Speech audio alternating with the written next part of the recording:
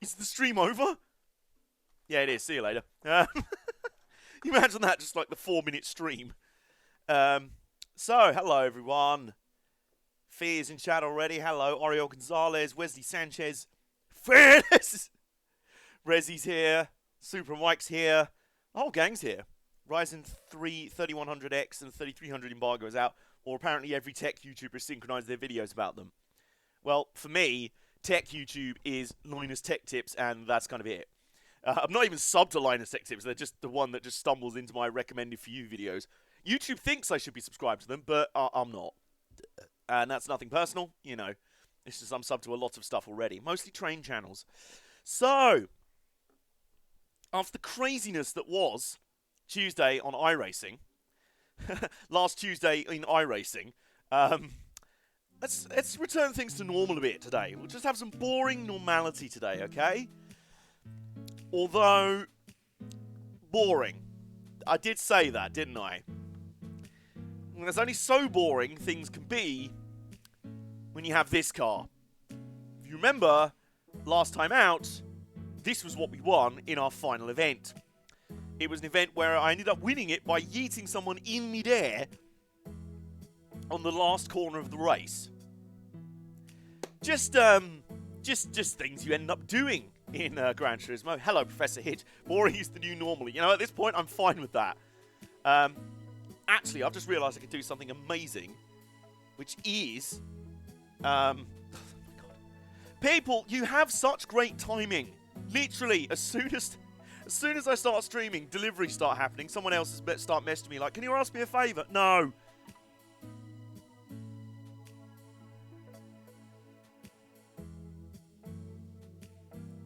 Okay. Oh my God. James Carmoni's here. I've also realised I've completely forgotten to connect the ring light again, because, you know, mandatory that there's something I forget to do. However, thanks to the technology of this headset, you can still hear my dulcet tones even when I'm over here. I'm not even on camera and you can still hear me. Yeah, my God. The absolute technological advancements that we're in. So basically you can just hear me forget what words are. Okay, there we go. And then, there you go. Probably makes negligible difference. Escudo, more like yes, Scudo. Okay, let's get down to it, shall we? Well, the last few episodes of Gran Turismo 4, goodness, have focused almost solely around technological advancements. Still fallible humans, though. I think my 360 might be caving in. Did you install Rogue Warrior on it? It's just imploded rather than accept. Why did you try and install that on me, father? No. Remember to turn it off and go to the bathroom. Luckily, it's not wireless. The cable does not reach to my toilet, so you don't have to worry about that. So anyway, yeah, last time out, in the last two Gran Turismo 4 streams, we've been focusing exclusively on the Special Conditions Hall over here, which are the rally events, which I actually don't like that much in this game. But we've made very good progress through them. So we've won all of the easy tier events. They're all done. And all we have left to do now are some of the normal events and a few of the hard events. Leaves room and starts slagging off his viewers. Yeah, I'll just go into the next room to make a cup of tea and be like, oh, for crying out loud. What is Phoenix chatting about in chat? She's just absolutely stupid. I don't know what she's... Oh! I forgot to mute my mic. Whoops! I think the ventilation's having issues on my 360. I have issues with ventilation as well. Anyway, so yeah, we've got some hard events to finish off here. What I'll probably do is tackle the dirt events and then leave the road racing events for last, because I like those, and I feel like they could be the most fun. So, let's warm up with the final few normal dirt events in the normal tier. Flag taken. We've got the Tour de Tahiti there, and then Cathedral Rocks 1 and 2, which are the absolute worst rally tracks in this game. Please do not at me. Do not do a Larson. Yeah. That should just now be like, if there's ever a guide, I'm actually putting together a guide on this, about how to be an Twitch streamer. Just the number one rule, don't do a Larson. What's that? Just don't. Well, I'll take it. Morning, afternoon, Agent Can't Fail. Hello, chat. Hello, Nolan Create. How are you doing? Good to see you back from the iRacing madness the other day. At one point, we had 40 viewers watching me practice. And then the stream crashed and we lost all of them. So thanks, Streamlabs. Still in the mood for Streamlabs. But anyway. Didn't matter in the end. It was an awesome stream. It was wild stuff. So thank you guys, by the way, before we kick off today. Thank you guys for pushing over 100 followers. We hit that in one stream on Tuesday from like 80 followers or so. Now onto 105 followers now. And 23 paid subscribers, which is amazing. Thank you guys so much for that. Honestly, the fact that I'm even in range to maybe start making even like chump change, even like pocket money off of Twitch is amazing. Like I've had this dream since I was in my teens of being a full-time content creator. And it's a facetious one. I know it's, you know, it's not a thing. It's just, you know, it's a thing you don't hope for it. You don't expect it because it's so fickle, especially being on YouTube as long as I have been. But the fact that we could be getting close to it on Twitch is wild. I mean, that blows me away to the point I barely have words. Welcome to the Blur stream. Urban Dictionary. Doing a Larson. Saying something you really shouldn't have on the open mic. Yeah. Bundesliga is back next weekend. Yeah. I have thoughts about the sudden lifting of lockdown everywhere. But we'll see. Anyway. Should totally still stay safe out there, kids. Right. Let's get on with it, shall we? Oh my god, I just realised we had the Escudo selected. Right. So the plan for today is we go to the old fallback of Rockstar Spud. Hello, Rockstar Potato Man. Hello, DJ Dania. How are you doing? So, yeah, if you weren't here for the previous two Special Condition Hall races, I'm trying to get all gold in all driving challenges. PSP GT. Hello, GD_Marco Gaming. Good to have you along. So, yeah, in our first Special Conditions event, we won this car, which I thought was going to be a total meme car. And it turned out to be one of the best things I've ever driven in this game. And we named it Rockstar Spud. Because it's small, but an absolute rockstar. And it's amazing against much bigger, more powerful cars. And then, just at the point the game started being really unfair and putting us randomly in against actual rally cars out of nowhere, we won this, which is Mega Spud X. It's the rally race car version of Rockstar Spud, and it's even better. So what we're going to do is we're going to start off with this. However, if we start... Also, shout out, by the way, to Tommy Waggonen. May not get much of a mention in these streams anymore, but to be honest, I'm just so happy it exists. We built this in the first Special Conditions event. It won races. It won races. Does it beat the Drag Camaro or the Super Cupra? Yeah, actually, yes, because it's not in Need for Speed Pro Street, ergo it wins by default. But yeah, we built Tommy Waggonen, which is, as it says on the tin, a Rally Volvo estate. Because why not? And it actually won events, so the Lonk Volvo, there it is. And then we upgraded to Rockstar Spud, and now we've got Mega Spud X. However, in the unlikely event that Rockstar Spud / Mega Spud X gets outgunned, then we have a bit of a fallback. We have a plan B. It's this. We won this last time, as I said. It's the Suzuki Escudo Pikes Peak with 987 horsepower. I believe it is actually the most powerful car in my garage now. Yes, it is. It has 30 more horsepower than the R92 CP. The boy... Yeah, there it is. I love the fact that the only other cars I've got in the 900s are two Nissan Group C cars and the Jay Leno tank car. So that's the sort of echelon we're talking about here. I think someone named it on the last one. You didn't name it in GT3. Resi posted the clip. Yeah, in chat right now is the clip of my reaction when we won the Escudo. I basically just turned into a Bond villain. Because why would you not? I mean, look at this. Look at this absolute unit. And, yeah, we didn't give it a name in Gran Turismo 3 because we barely used it. But on the last stream, someone suggested Kratos as a nickname. I think I put forward Thanos. You see the sort of theme we're going for here. Let's officially... So I've just seen in the chat, James Carmody being like, if you had to play Pro Street or Undercover, what am I picking? Super Mike went, burn both discs. Yeah. It is the meme mobile. But yeah, if we have any more sort of kind of god tier, literally, names for the Escudo, pitch them forth now. But that is, name the Escudo IT. What? Isaiah Thomas. Okay. $1,000 incentive. Dude, $1,000 incentive to play Pro Street on stream. I'll play Pro Street on stream for $1,000. Oh, it. Okay. As in the clown? Pennywise? Escudo-mobile. Suzuka Escudo-mobile. Name it it. That, you know, we could do that. I'm a little bit confused where the it thing has come from. I assume it's the Pennywise reference, isn't it? But yes, anyway, for the moment, the nuclear weapon on wheels can stay sleeping. For the moment. I'll play Pro Street Live for $999. Hell yeah, I will. Pennywise, Lamar Jackson. Call it Simon.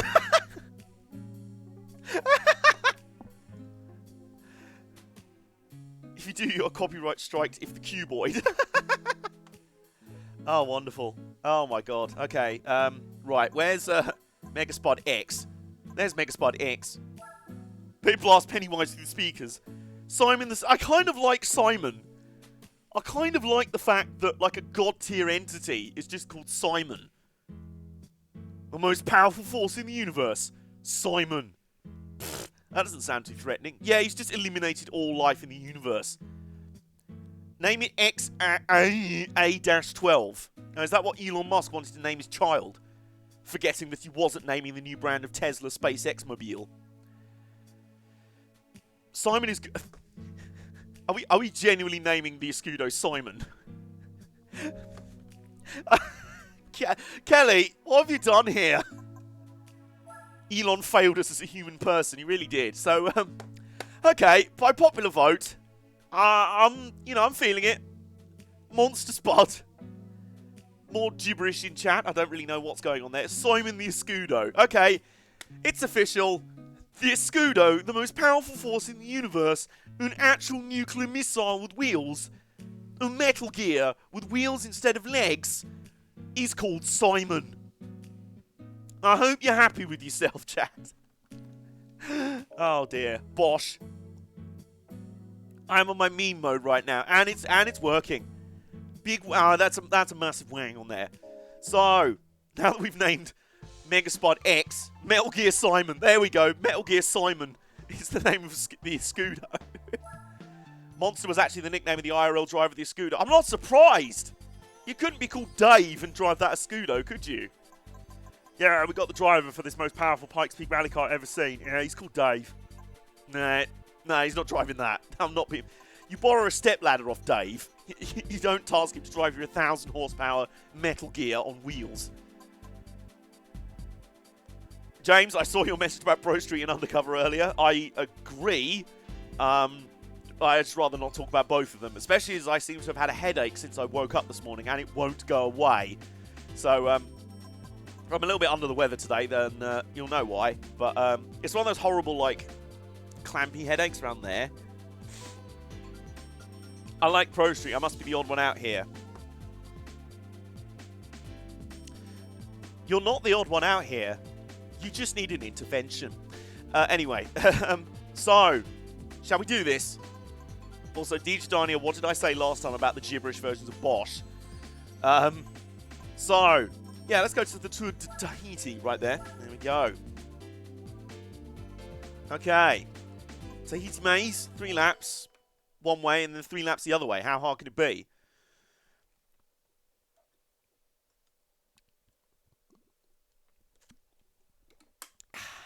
Okay, and we're up against the Mitsubishi Lance Evo 6 RS Timé. Pro Street Gang, I will not be impressed by such labels.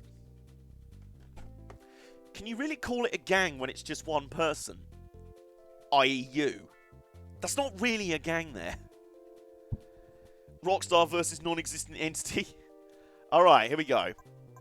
The one-man... Timé, yeah. TME, Timé. Oh, wow. We've actually found 2 people on the planet that like Pro Street. How have they both shown up in my chat? Do I have my timeshares? I don't. Anyway, so apparently the backstory of Simon the Escudo is that there was an insanely hard mounting course and Suzuki decided to create this unit. Yeah, but in the process of building a car, they accidentally built a Metal Gear. And they don't quite know how that happened. So, alright, let's get on with this, shall we? Let's do this. The memes were the best part of Pro Street. I will give you that. I will agree. So, you may be wondering, it's a bit... Did people not like Pro Street? Oh, Shin Bob, you have arrived in the wrong channel.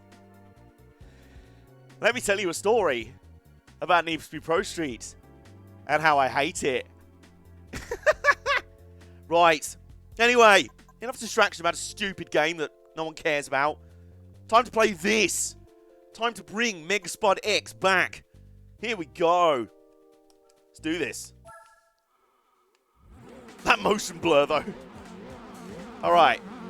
I mean, you may be wondering, 9-point race. It's a bit of an overkill there, AJ. Well, yeah. And, that's kind of proven straight off the start line. Oh, hello. Yeah, you may be wondering why Sea Level Kane. You may be wondering why this is we're going in there with an actual rally car against a road car. That might be a bit OP. Well, the game started it by I was competing in the road-going version of Rockstar Spud up against road cars. Yeah, fine. And then they randomly threw a Toyota Sleeker World Rally car at us and absolutely beat us down to a bloody pulp. So I'm like, all right then. All right. If you're going to do that, let's whip out Mega Spud X. Oh my god. Also, are the AI going to do that thing where they're actually as fast as us in road cars? Yeah, I absolutely loved that when that happened at Chamonix, where they managed to make a rear-wheel drive, not even an all-wheel drive Renault Clio, like, faster and more OP than this, an actual rally car. Oh my god, they're doing that, aren't they? Oh, for crying out loud. Yeah, I think we've learned in the course of the last few streams why I just don't like these states. You know, no game is... No, would you go away?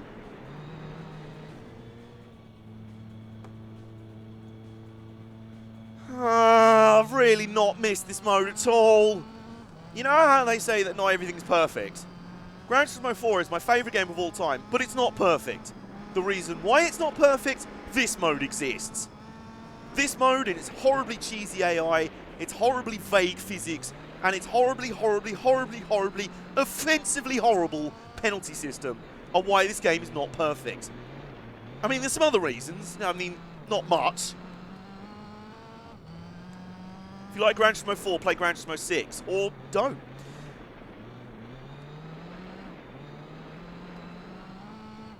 The best and worst game of all time. No, that's still Project Cars 2.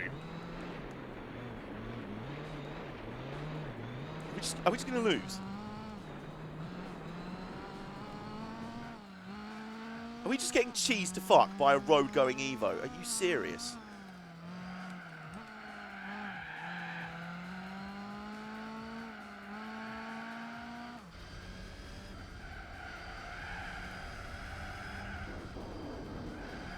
Project Cars 2 is just depressing. Yeah. Yeah, I have experience with that game as well. We don't talk about it. Anyway, time to focus. I'm into hood cam now. I'm in the hood, and man's about to get sent down for life. Okay, we just rear-ended him at full speed and he got nothing out of that. Fuck it. It's actually working. How are we keeping with the Evo, even just rear-ending him and getting penalties? Clearly I've been driving this all wrong. You don't drive this mode actually properly. You just drive it like an absolute noob on iRacing. And believe me, I've now had experience in iRacing noob world, so I know what I'm talking about.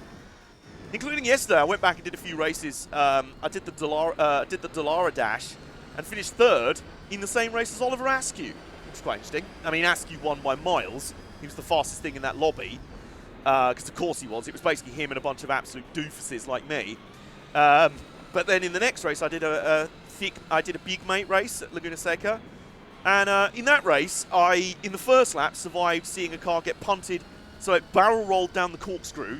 And then in the very next lap, I came around the corner just after the corkscrew, the fast left-hander, just as someone was reversing full speed right across the track.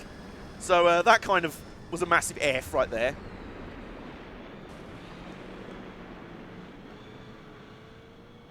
This is the like, chat, can you actually think of a worse penalty system than this? Seriously, I am wondering if there is a worse penalty system than this. You know, maybe the whole sport of NASCAR is a worse penalty system than this. GT Sport. Was GT6 a contender for the worst penalty system? I also love how we're just getting outpaced here by a road-going Evo.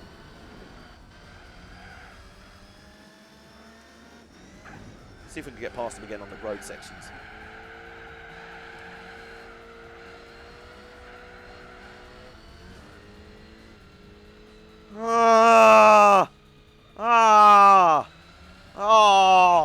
Why?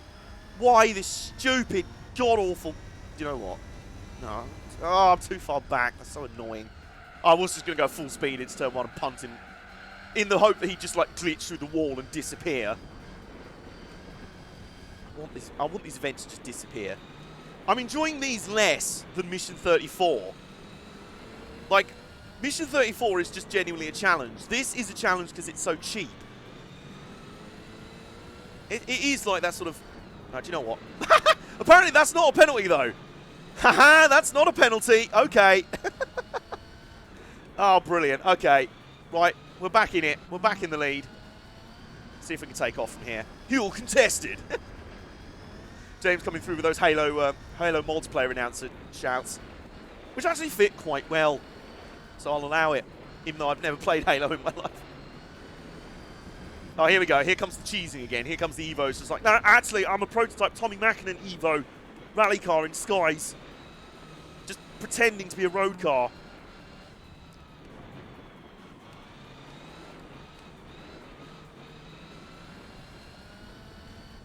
Okay, now we're heel depression.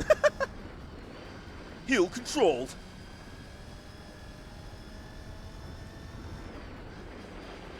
So we're pulling a little bit of a gap. So expect that to vanish in the next sector. That was something we kept noticing as well. Even if he got away a little bit, they would just sort of suddenly get... There you go. Yeah, just in one corner, just be like, oh no, I'm here again. Let's not forget, by the way, this is supposed to be a 9 A-spec point race. Like, I'm not saying it's supposed to be an absolute walkover, but by the game's own admission, this is supposed to be a walkover.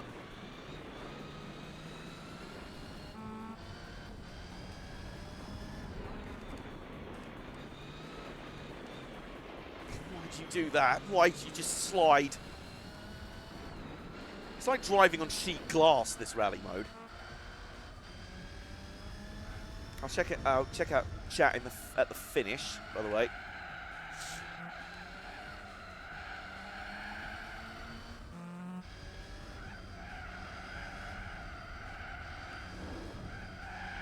I was doubly focused through those final few corners. I was like, I swear to God, if I understeer into a wall, get a 5-second penalty and lose.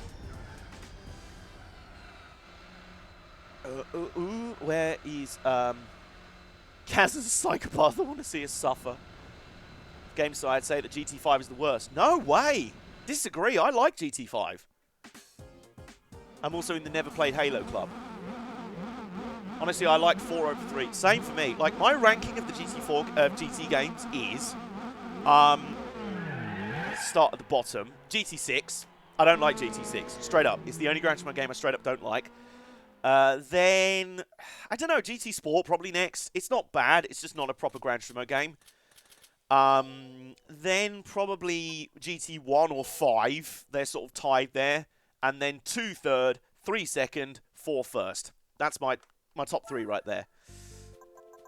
I love Gran Turismo 3. Me too. I don't have opinions about the PS3 GT games because I never owned a PS3. 6 years in development and it's slightly better than GT4. Well, that means it can't be bad then. What you mean to say there is not really that it's that bad. It's just it was not what we were expecting it. And to be honest, it was trying to follow up Gran Turismo 4 on a brand new console, and it was,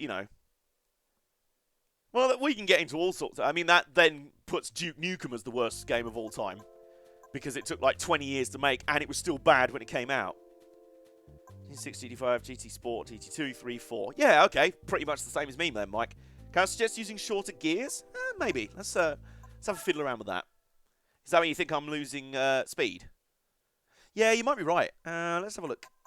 Fully customizable, auto set 10. Let's bonk it down to 6. Did I play the new Need for Speed Hot Pursuit on PS3? I never did. I've basically not played any Need for Speed games after Pro Street. That was kind of where I was like, do you know what? Peace out. I did a Paul Walker. I was just like, nope, I'm out of here. But something, my cuboids, okay? And with that, let's start. You haven't missed much then.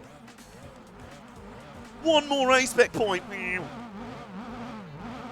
GT3, GT5, GT Sport, GT6. Yeah, good shout. Yeah. Oh my god, we're accelerating even better now. Oh, and he's just ramming straight into us. Okay, he just turned hard left off the start. And didn't get a penalty for that. No penalty whatsoever. Alright, meantime, I'm going to do something else here and just not look in the mirrors anymore.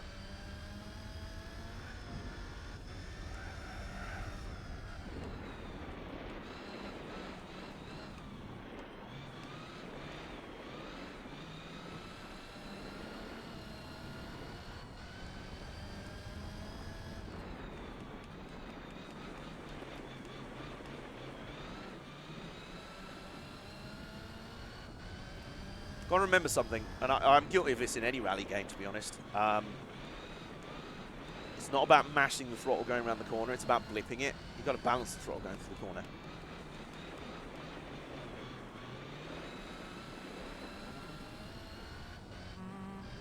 Tell you what, though, Oriole may have made a good setup change there.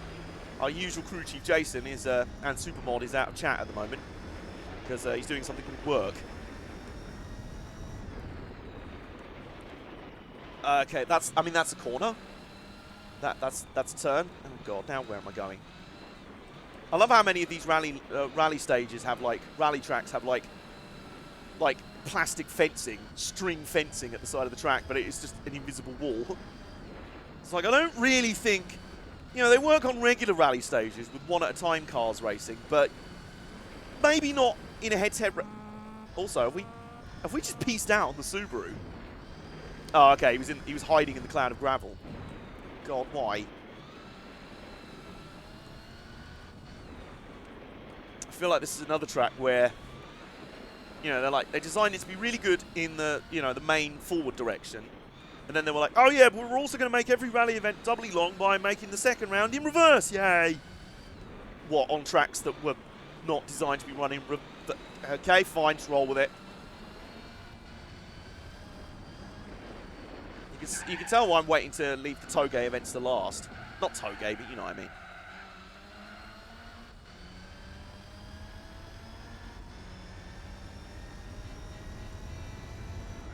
GT8 on PC2. Well, if you mean on the Project Cars 2 engine, then no. Hard pass.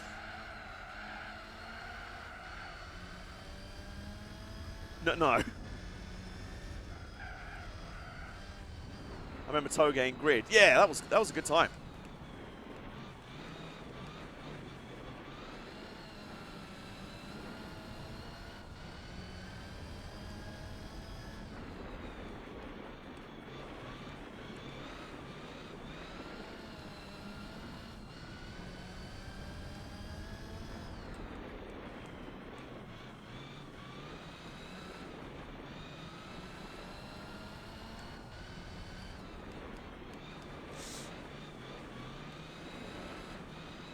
Still no.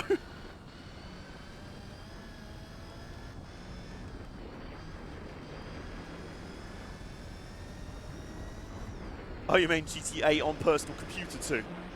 Ah, is that when? Is that the new generation of personal computers that will get bundled with Despacito 2? Is that where we're going with that?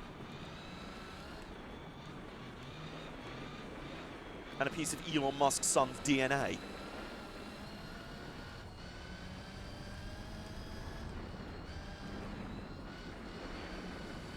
Well, I'm just sort of focused eyes forward at the moment, and I think maybe just shutting up and not moaning may be the way to go.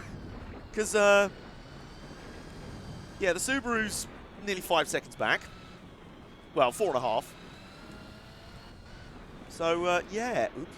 Come on. Hit it.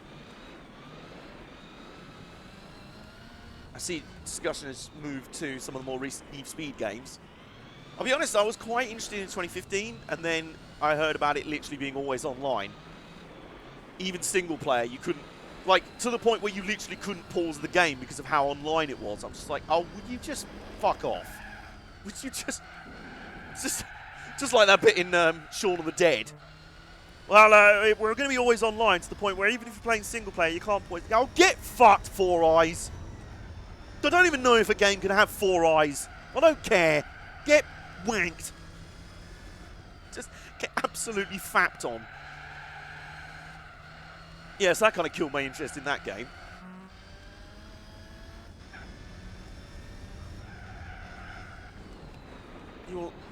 I'll try and catch up on chat as much as possible. I just looked over and all I saw was James come over to me like, and if it's 2015, it's fucking shit. Mods add permitted term. It's a game that inspires all cap swears, so there you go. There's a glowing review of that game. Maybe would like. Mike, I don't know. I don't want to find out, if I'm honest with you. You know, someone else can take the bullet for me. Maybe if you're the Need for Speed fan that likes Pro Street, as we found there's like 1 or 2 in the world, then maybe you can have that honour of spaffing. Of just literally spaffing one out over Need for Speed 2015. What am I talking about? We're barely 40 minutes into today's stream and I've lost the plot. Oh, where am I going?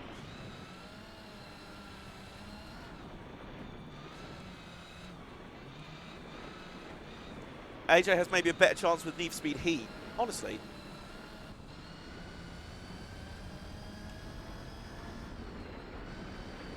Guys, hear me out. More snow courses.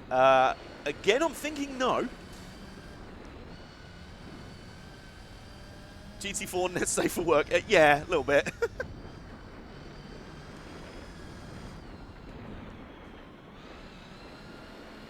But, well, apparently being unwholesome in this race has helped, because we've just pimp-slapped the Subaru all over the island of Tahiti.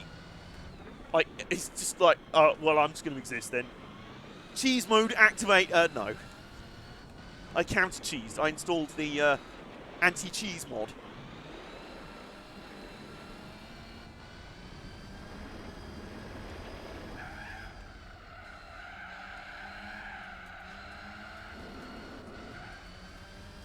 All right. And there we go. Lovely. Well played. Nice job, Megaspud X. Just took that one to the bank. The shift games were underrated. I kind of agree. I kind of agree on that one. GT4. What's that? GT4 Rhino Edition.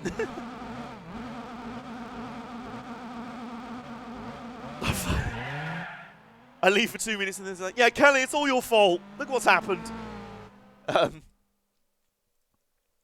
I must say I like the look of Need for Speed Heat quite a lot, but I just didn't get around to playing it. They were Tro Street. They were Pro Street, but made less bad. Yeah. Yeah, they were a lot better, but it's not saying much. I mean, definitely Shift 2 I liked, but the default wheel physics, the default handling physics were rubbish. You really had to work hard to get them playable on a controller and or a wheel. But once they were, it was really good. And meantime, we won another rally car. Very nice. We've got a Ford Escort.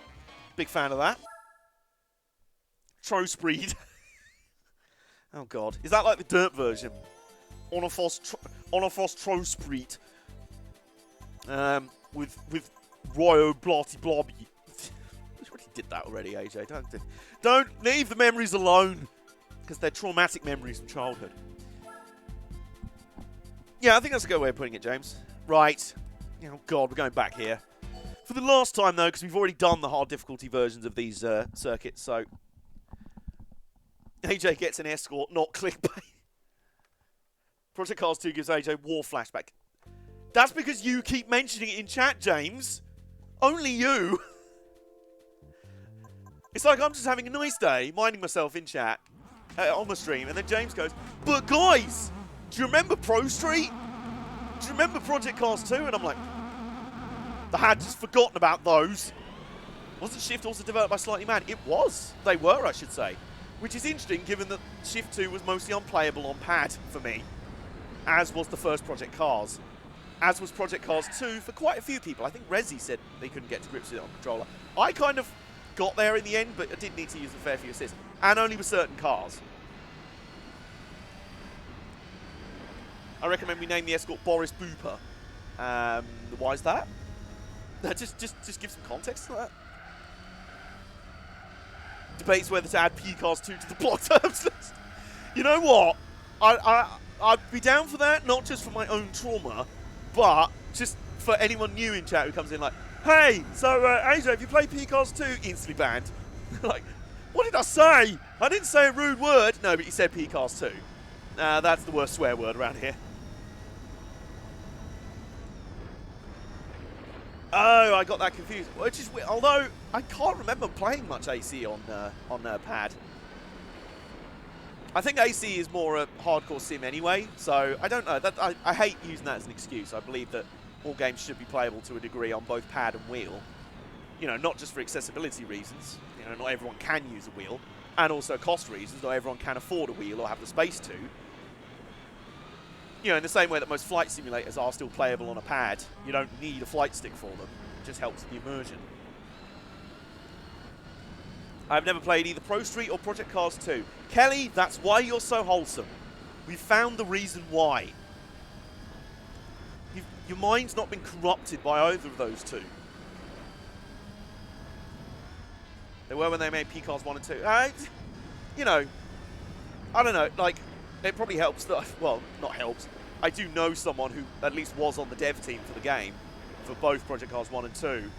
I think it was a QA tester, actually, so... I like to think he was the one pointing out all the bugs, and then they were just like, oh, we're going to fix them. Oh, wait, we still haven't.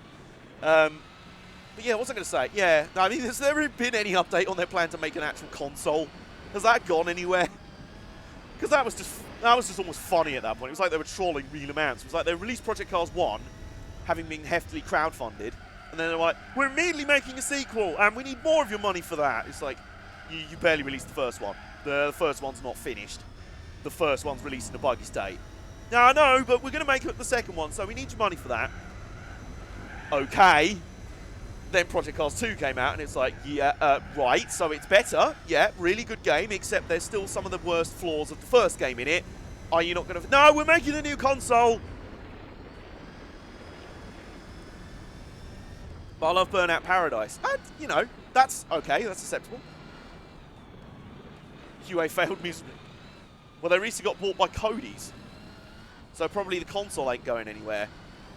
I forgot Slightly Mad got bought out by Codemasters. Completely forgot about that.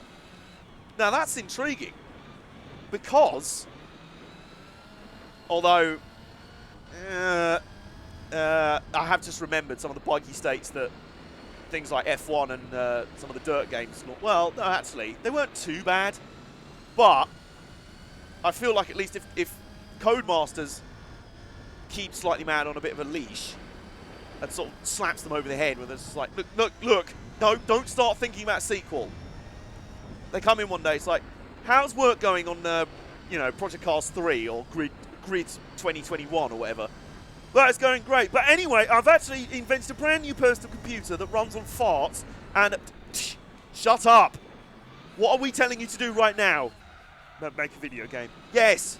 And what state is it going to be released in? Complete with no bugs. Right, so get on with it. You'll also have to start working on your revolution in personal computing until you finish what we told you to do now. So hopefully, if they just do that, you're just slightly less mad. Absolutely. You actually had a Grid server on Discord, really? Which one of the Grid games was it for? I was thinking about the most recent grid the other day. I think someone mentioned it in a chat or something. Burnout Revenge is the best Burnout. I'd go with Burnout 3, but there's not really a wrong answer there. 2, 3, Revenge, and Paradise are all really good games. So I just didn't take to Paradise as much. I just didn't really feel the open world was executed that well. Well, I mean, I need to play the complete edition, I feel like, because I read somewhere that they fixed the whole thing. Some of the issues with Paradise right out the gate, which including the whole thing of we're not going to have any loading screens, so you have to manually drive to the start of every race and then manually stop at a stoplight to trigger a race, and there's no actual crash mode. There's just a thing that turns the car into a bouncy ball. So I was like, okay, I'll just sort of go back to playing Burnout 3, I think. That sort of scratched the itch way better for me, so... But, you know, I can respect what they did. And I think, after some patches and that, I think they did change up those gameplays, so there was, like, reloading and stuff like that. Oh, well, Oriel says those things are still there. Well, you know, I might give it another go one day, but I just wasn't that hooked on it. Still a good game, though. You get that sometimes. You know, good games, not for me. What a lot of Zelda fans could bear to learn. That there is such an opinion as, it's a good game, just not for me. Anyway, that was kind of the easiest race we've ever done. Have I suddenly become OP at rallying? All the grid series from Tockerton. Oh, wow, okay. I took a spin in the F2 kit cars in Dirt 2.0. The addition of those cancel out any bad the game has. I forgot they added the F2 kit cars. Some of my favourite rally cars of all time. I need to revisit Dirt Rally. The only problem is, for Dirt Rally 2.0, is the wheel I have is specifically a, like, GT racing wheel. Oriel, when has that made a difference in this game? Have you forgotten already, literally 2 races ago, when a road legal Evo was just like, yeah, well, I'm just going to be faster. Pro Street Cars 2 Sonic 06 edition. Super Mike, what even is that? Was so broken on release that I'll hate it for all eternity. Wow. I didn't even think it was that broken on release. Well, I mean, you know, except for the whole thing of when it actually released.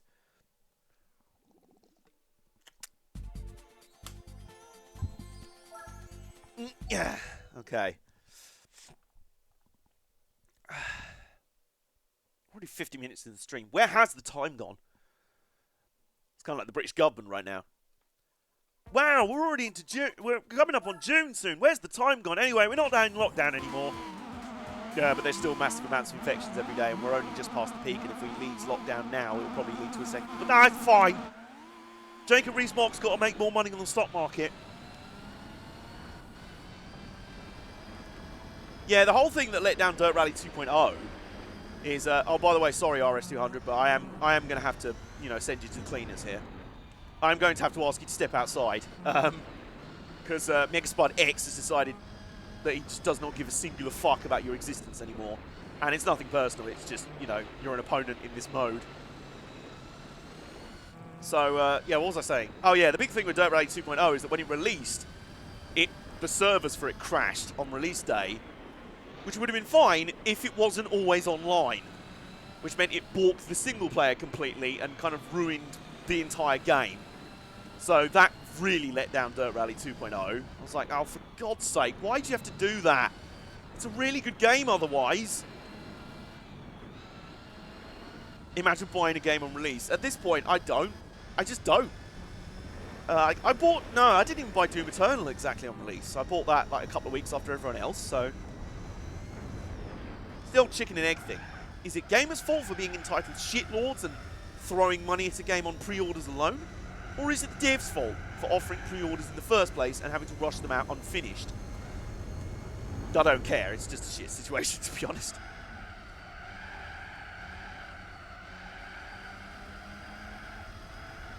Is it really always online? Well, kind of, in the sort of, like, you couldn't... It's the bean counter's fault. Not devs, publishers, yes. The publishers want it out early to make money on pre-orders. Yes, yeah, good point. I should take that back, actually, because the devs often take a lot of the flack for this. When it's not really their fault. And they're often in a shit situation where if a game doesn't do, like, record-breaking millions of copies sold worldwide in under 2 hours from release, everyone gets fired. I say that as a dev. Yeah, you are yourself a dev. Shout out to Resi and devs worldwide. Better rights for devs.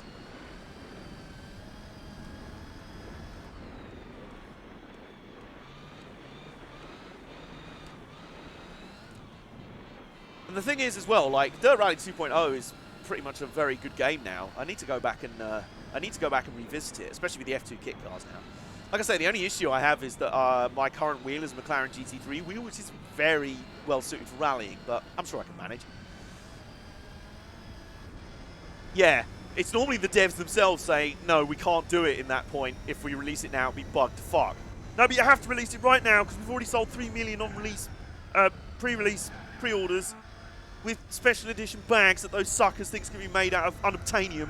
It's actually going to be made out of old Tesco plastic bags. So now, mush, now. Oh, it's broken and hasn't sold 5 billion copies in the first 2 hours. Well, nice knowing you. Good luck in your future endeavours. We're going to shut down another sad sack of shits over here for not making the next Fortnite. But sir, they're the people that made this great single-player game. I don't care. It's not Fortnite. Fuck off. So I've just become EA Sports there for a moment. Well, EA in general. Yeah, it's funny, isn't it, how so many fans are actually okay with delays. Like, the amount of times it's like, oh my god, it's the worst thing ever when a game's delayed. Am I right? And most fans are like, yeah, actually, it's, you know, I'm all right with this. If it means the game's good, then, you know, it's okay. It's fine, bro. It's like a little while back, I was having a chat about the Crossrail project with my dad.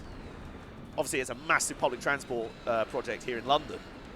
And it was supposed to be open by, like, the end of last year, but now people are saying it will probably be open in 2021 or something. And there was a huge uproar. It was like, oh my god, Crossrail has missed the deadline. This is the worst thing ever. It's just Billy's parents. It's like on the news and everything, like, oh my god, this is the worst thing ever. It's like, but is it such a bad thing? Like, what would you rather? Like, take a bit of extra time to get it right, or release, like, open it now, and on the opening day you discover a massive fault that people knew was there all along, but you rushed it out to get it, like, opened on time, and it causes the train to fall over and crash and explode and kill people. Yeah, that's a pro strat right there. Do you know what?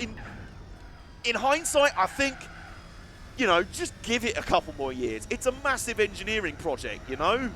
It's a huge undertaking. Meantime, what is it about moaning about games that is making me so fast all of a sudden? I mean, the poor RS200 has been absolutely slapped about. What is the Last of Us 2 uproar thing? I'm too tired to be angry. So hang on, Cam's too angry to die. Resi's too tired to be angry. Who's too tired to die? Probably me. RS199.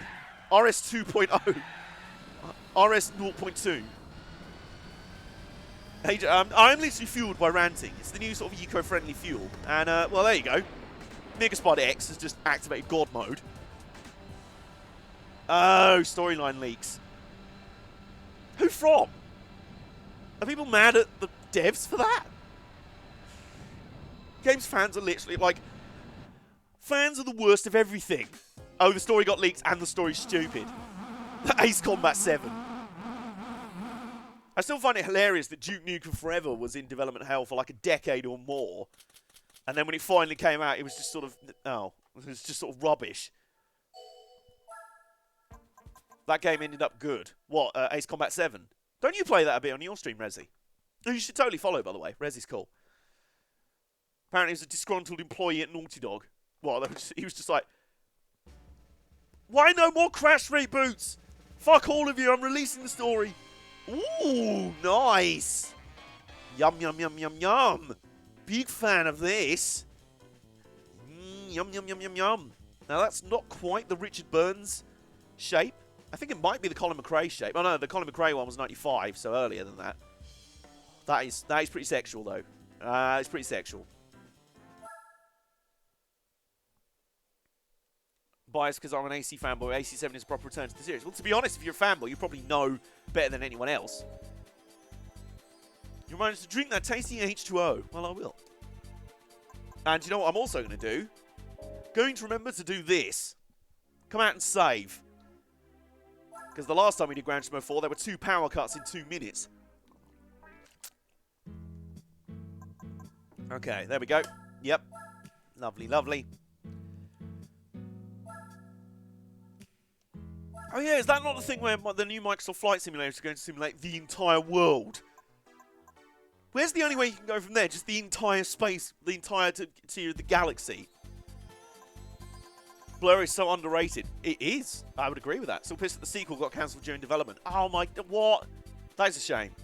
Also, speaking of cancelled in sequel phase, can we get some Fs in chat for Driver San Francisco 2? Like, as someone who's loved all the Driver games, including the worst one, Driver 3, which is undoubtedly a rubbish game. I don't deny that at all. It's rubbish. But I like that game. I put a lot of hours into it. The whole Driver series has something to like about it. Parallel lines. Yes, Oriole, they were doing Driver San Francisco 2, but Ubisoft decided it wasn't marketable enough, so they made it into Watch Dogs. Ah! For context, Driver San Francisco is one of my favourite games of all time. And they changed the sequel to be flipping Watch Dogs. Disgusting. It's disgusting. I mean, as Jim Sterling likes to say, whap, whap, whap. Oh, Ubisoft. Anyway, that's what I like to say. But it's not really saying, it's doing. Yeah, by all accounts, that is the story, which absolutely sucks. Given that Driver San Francisco is not just the best driver game, but an amazing game in its own right. Like, I don't know if, like, I saw some sniffy reviews about it. And I don't know if that's just a case of, like, well, I mean, what do you want? No, Resi, I'm sure Oriole's saying, fuck the whole thing of ruining. Split Stroke Second 2 got cancelled during development. Yeah, but the difference is people cared about Driver San Francisco. And with that, let's start. Well, now we're in the shortened version of Cathedral Rocks. Get your Cathedral Rocks off, get Cathedral Rocks off, honey. I can't remember the rest of the words of that song. It just reminds me of Britpop in the 90s. Yeah. Meantime, we're slapping up an Evo. It's already 2 seconds behind us. Yeah. I like Split Stroke Second. Yeah, do you know what? Split Stroke Second, it wasn't awful. I mean, the sign that it wasn't awful is that me and Nate considered doing a beatdown on it on Armbar Arcade, and we never did. Because it wasn't bad enough to warrant a beatdown. We were just like, it's just sort of alright then, okay. It's just sort of game where it's like, okay, yeah, racing, street racing. But instead of crashing into each other, you blow up buildings and get them to fall on your opponents.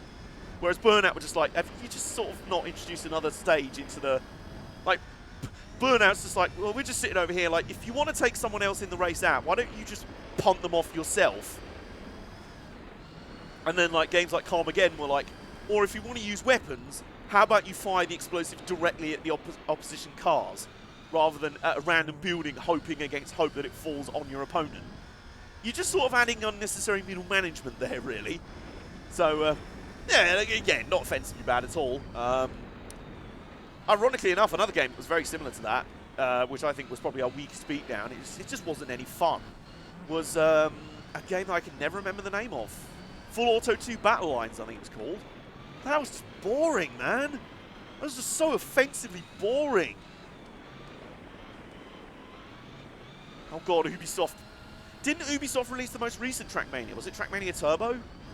They introduced me to that. That's really good fun. Like that. I always like the Trackmania games. They're just sort of really unique and just out there. They're just like a pure little arcade racing time trial game with funky track design and everything. It's just cool. It's just cute. I love those sort of games. Ah, TM Turbo is like a Ubisoft. TM Turbo is like a thing on its own. Oh, okay. So it wasn't released through Ubisoft then. Also, what has... Rockstar, I mean, Megaspud X definitely ate his Weetabix this morning because Jesus Christ. After that Tahiti Maze race, it's just like beat him down mode engaged. I love how crazy the fights fastest times got in Trackmania. Oh my god. Why isn't Trackmania an esport? I'll be honest, I'm quite... Like, I'm sure there's room for it. Like, I like the fact that there's, like, obviously sim racing games like iRacing and that are an esport. But I like the fact that there's totally fancy games that are not based on anything real that are esports, like Dota 2, coming brain, CSGO, Fortnite, I guess, is an esport now. I don't know. But I'd like to see that around Trackmania. I'd like to see esports Trackmania because that's a racing game, but it's not realistic in any way. And also the cool tracks where you don't have to steer. Trackmania is a really underrated esports style. That's what I'm thinking. It's ridiculously casual, but also ridiculously... Yeah, yeah.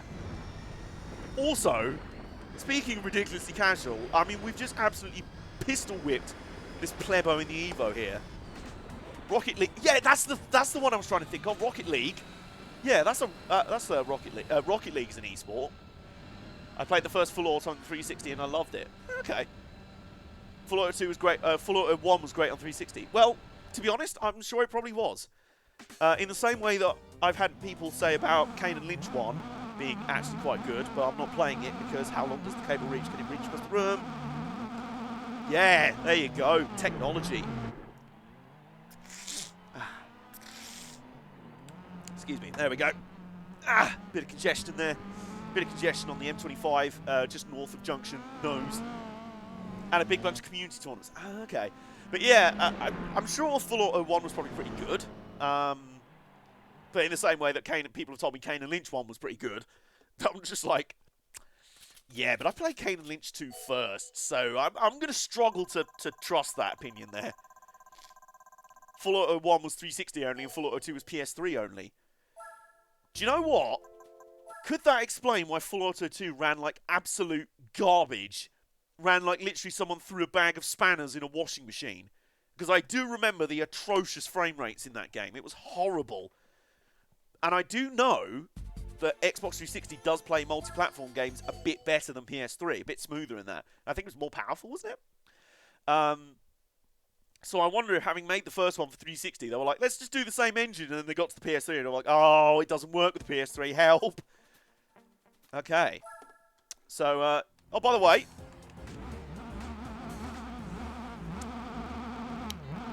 Welcome to the very last event we need to complete in the normal tier.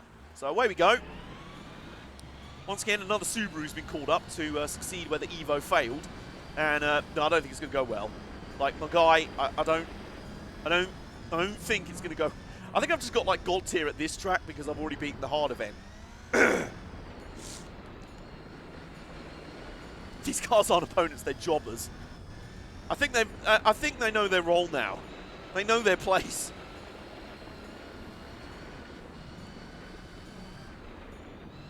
The original had some frame rate issues, but nowhere near as bad. Yeah, I wonder. We need that Liam Robertson fella to do a Game History Secrets on it. That's a really underrated YouTube channel, by the way. Well, he does a lot of his videos for Did You Know Gaming, but if you just follow Liam Robertson's own YouTube channel, he catalogues his videos that he does on his own channel and elsewhere. And he does all these, like, fascinating bit. Like, his most recent one was on a game that was supposed to be released to be a GTA rival called This Is Vegas. And it looked amazing, but, you know, he just tells the story in that of what went wrong and everything. Another favourite video of mine of his is about the cancelled Lego Bionicle video game back in 2001. And as someone that grew up playing with the Bionicle toy sets when I was little, the little Lego, they were like sort of Lego mutant animal warrior thingies. They kind of looked like robots to me because they were, you know, obviously, like that's the weird thing with Lego, like especially that Lego Technic style where it's all like the little cross-threaded sticks and poles and things like that and funny-looking parts. Whenever they tried to make like humanoid-looking or animal, like real animal-looking kits, they kind of looked more robotic. But yeah, those sort of things, they look like sort of robot mythical warriors. And they had this whole storyline. They had like a comic book that went with the kits and everything, which is really cool. They had their own like mythos, and they kept going for decades. They might have even been reintroduced. The like Bionicle mythos might still be going. But yeah, that was a particularly interesting one because it was cool to see all the old Bionicle figures, and it's cool to see they nearly got a pretty good, what looked like a pretty good game out of it. But yeah, I'd recommend that channel as an underrated video game nerdery channel, and I'd also recommend Mikey Taylor Gaming, who does another one of my low-key favourite series on YouTube called the Glitch Picnic series, where he just goes through old games and finds all these funny old glitches and stuff. Particularly some of the fascinating videos I like from his channel are ones where he's taken on old platforming games that I really loved as a kid, namely the original Spyro trilogy and the original Crash Bandicoot trilogy, as well as the Insane and Reignited trilogy reboot variants. He found a brilliant glitch in Crash Bandicoot 3, which I never knew about, where if you literally wait until the third demo starts playing on the title screen and hold triangle, you can start controlling that demo. You just jump into it and start playing it like a level, and then if you quit out, you end up in a new game, but somehow you've unlocked all the power-ups. So you start the game with all 5 of the power-ups that you normally have to unlock every single warp room and beat every boss to unlock. So that was pretty useful. Very useful, I'd imagine, as well for speedrunners. Just like, just do that immediately, sacrifice a few seconds at the start, and then you get the super speed, like, boost boots. Wait, are you... for real? Slightly Mad at making a Fast and Furious game? Well, do you know what? That kind of makes sense. It features cars and nonsensical physics. They'll do a great job. I never knew about Codemasters cancelling a game called Heist. I did not know about that either. ATV Off-Road Fury. Nailed was a fun ATV game. Oh, okay. ATV Off-Road Fury. I never played those. I will at some point. I had an ATV IRL, but made the wise decision to sell it before I ended up dying on it. Yeah, probably a good shout. Didn't one of those nearly kill Ozzy Osbourne? And nearly murder Rick Mayall? Like, broke his spine in multiple places. Didn't kill him, though. Rest in peace, Rick Mayall, either way. But, yeah. Right, so that's the last normal tier event complete. It's in the mirrors. It's in the rear view mirror. And what car do we get for this one? It was no normal ATV. Oh! Oh! Oh! Is this the Cheetah Mobile? Because this was the car that the AI randomly threw against us in a race in the medium tier, or the normal tier, out of nowhere when we were still racing road cars. That's why I upgraded to Mega Spud X. Was it this? Yes, it is. Okay, is this the one that ran with illegal turbos or something? Beefy Celica. It is a thick boy. I knew someone at school who blew his ACL because he had to bail from an ATV. Ah! Ow! Sega Rally Championship. Hell yeah. Okay, we've got quite the roster of rally cars. Which I'm tempted... Oh, the illegal turbo was an ST205. Right, okay. So that would have been slightly earlier or later? Okay, where is the new Toyota? Somewhere in here.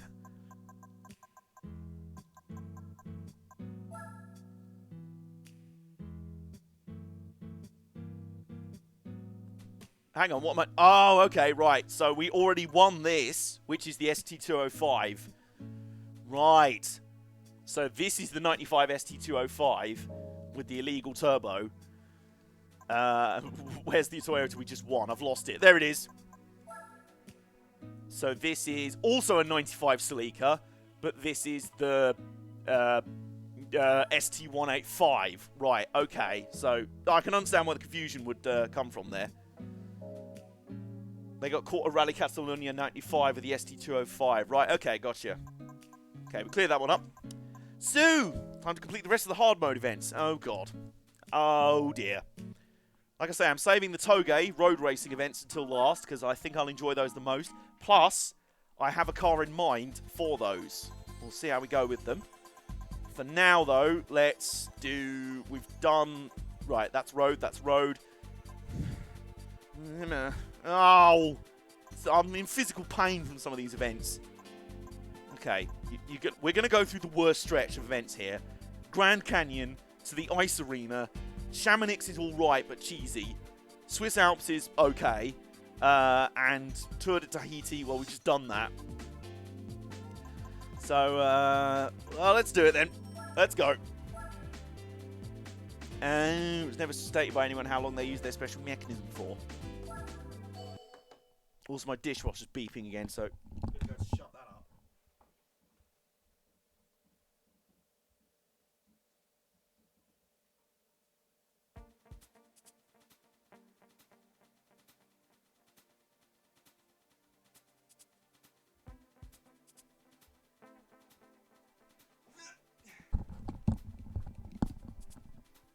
Okay, I'm back.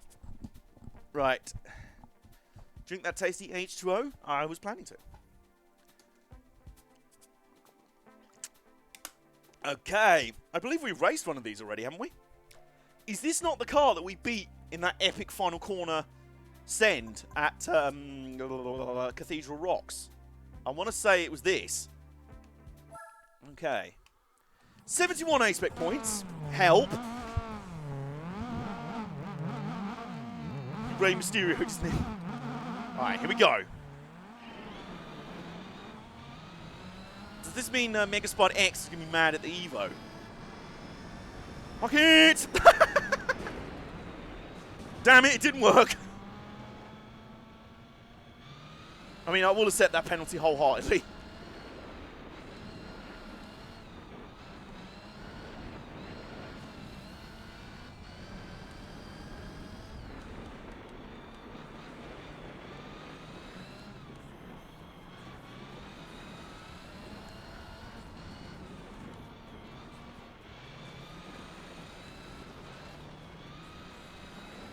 EC3 versus Rockstar Spud 4.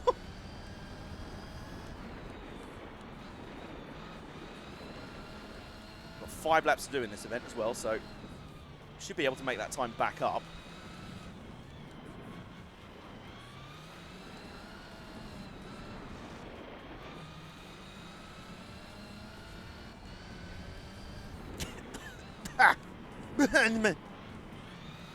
Also, what is Man's doing? Sorry, that was just really weird. He sort of stayed in the gravel out on the left. On the right-hand side of the track, I should say.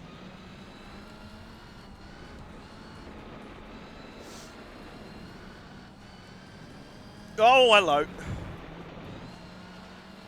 There's always an annoying hairpin waiting just when you're about to send. Smokey, yeah, Smokey Unique was like the king of just being like, there's not a rule here for that. And NASCAR are like, no, how illegal is that? Actually, takes out his glasses and opens a copy of the rule book, and NASCAR are like, oh, for fuck's sake, well, now there's a rule for it. You happy now? Smokey's like, yeah. Also, I've just built a car that's like 3/4 the size of the real one, because there was no rule about that either. NASCAR like, ugh! Just like ripping off their toupee and stamping on, like Big Bill France Jr. Senior is just like ripping his wig off, ripping his hair out and stamping on his wig. He was the loophole abuser. He really was. Him and Junior Johnson were the kings. So I've ever said how much I hate this track. There's not many off-road tracks in this game that I do like. This is not one of them.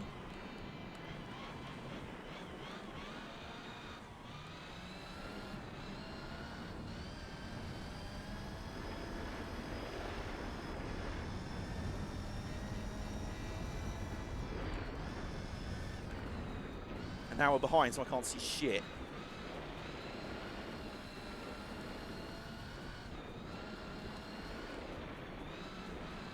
Yeah, this one has the great combination of a super fiddly, super twisty layout, plus invisible walls everywhere.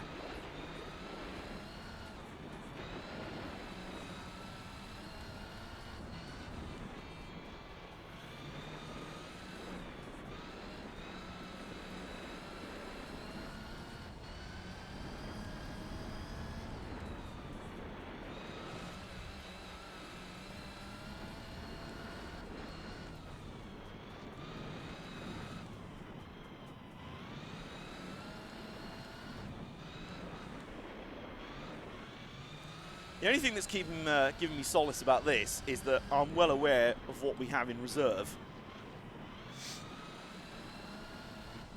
I'm well aware of the backup plan that we have. Oh, did I say backup plan? I meant backup planet. Yeah, we're just getting cheese now. Yep. Okay. It took them a lap to engage cheese mode, but now he's just fucking off, so. Back up nuke. I don't care. Do you want to see this replay of this race where you were shit? Back up Planet Destroyer. Right. We'll give it one more go with Mega Spud X. I think he deserves that. I didn't help myself by just yeeting it to turn 1 and getting a penalty immediately.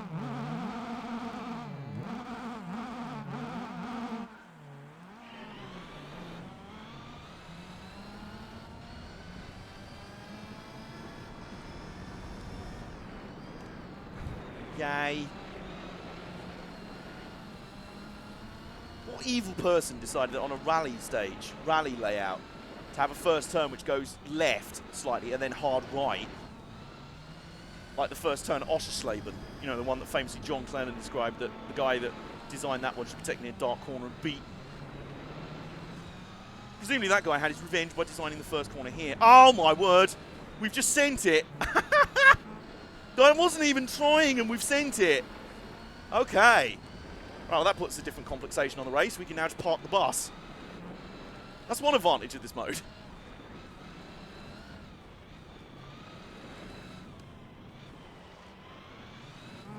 Accidental yeet. I'm just that good at yeeting though. It's just become... I can't even help it now. This is what I do. Do I want to hear something cool? I might not be able to read it until the end of this race, but... yeah, can do. Is the opposite now about to happen? Is he just going to give up now because he's behind us? Probably not.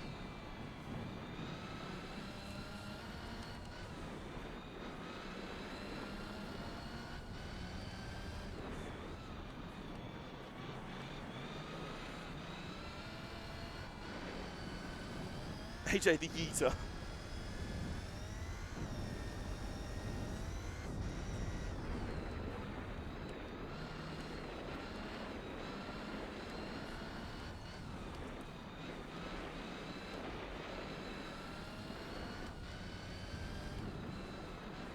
Well, we've put 1.4 seconds between us and the Evo now. It's a long way to go, though. This is one of the events that's definitely a slog, because an average lap, even in this car, is 2 minutes 40. It's not far away off 3 minutes per lap. In a 5-lap and 5-lap races around here. Oh fuck!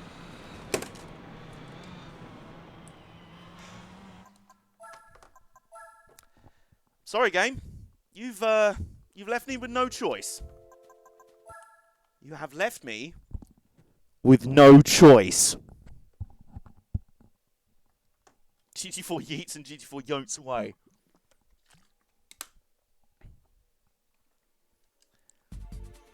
Yeah, I think the crowd know what's coming. We need like the glass smash, or just in the back, just like the Goldberg theme, just like.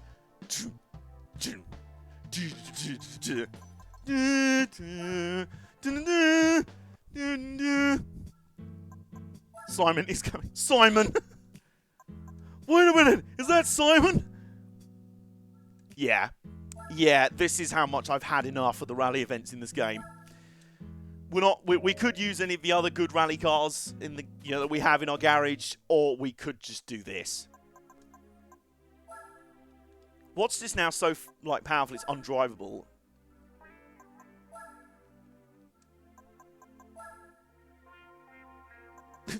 Also love that it just has slick tyres. Cheese pizza with extra cheese and the size of cheese fries. Damn it, you're making me hungry now.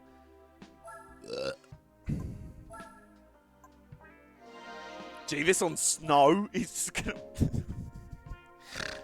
It's not so much going to bend physics as just absolutely bone it. It's just going to bone... It's not going to bend physics, it's going to bone physics. Right, okay. You made me do this, game. You made me do this. You forced me to do this. You forced me into this. I take no responsibility for what's about to happen. You know how there's the big red nuclear button? This is the big red nuclear button.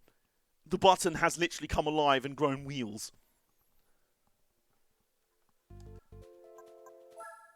Just wheel spin on dirt so hard it digs to the centre of the... just buries into the centre of the earth.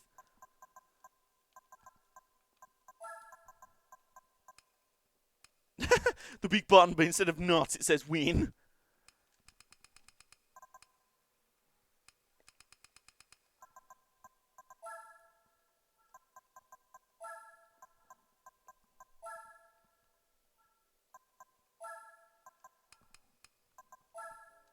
Okay. You ready? Have I ever played Project Gotham? I have Project Gotham 2 and 3 on Xbox 360. I have not yet played them, though.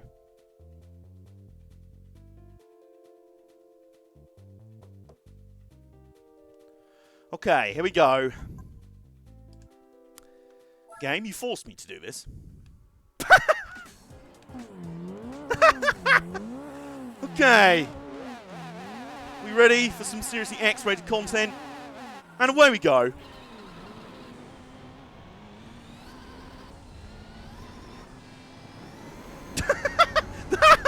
Oh my god, what is going on? It's so uncontrollable, I just sort of bounced off the walls and punched into the Subaru.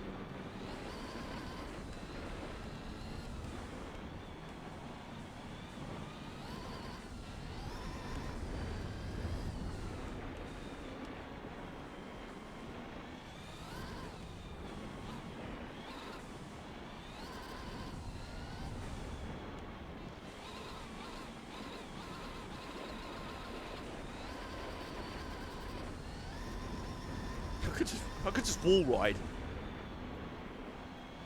Oh, wow. Okay, we have run into a slight issue with Metal Gear Simon. There's some slight turbo lag. There's some slight turbo lag.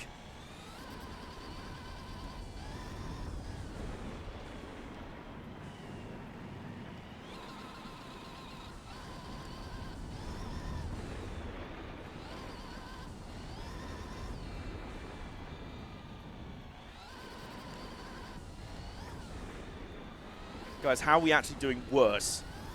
How are we doing worse in a fucking Metal Gear? My god, what? Oh my god, the turbo lag is offensive. That's disgusting turbo lag.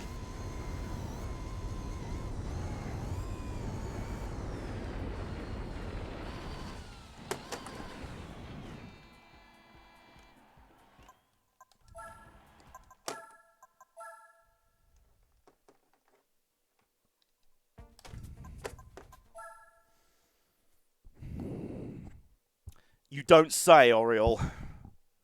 Setup changes like... Fuck this mode even existing.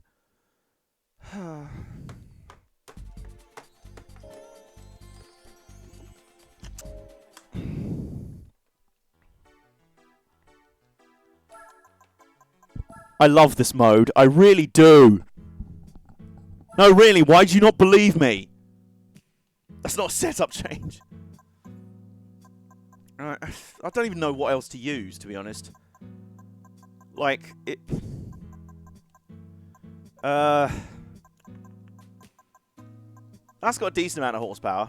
Can someone find a setup for this car? Like, whatever we drive, it has to handle perfectly. Because especially at the Grand Canyon, which is just a horseshit track. It's not a horse racing track, it's a horse shitting track. Actually, I'm going to look for a setup myself.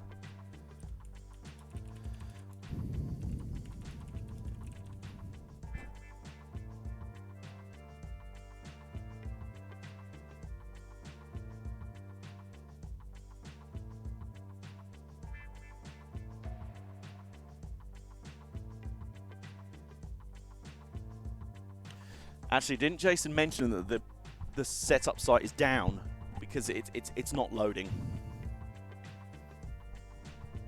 which is just wonderful.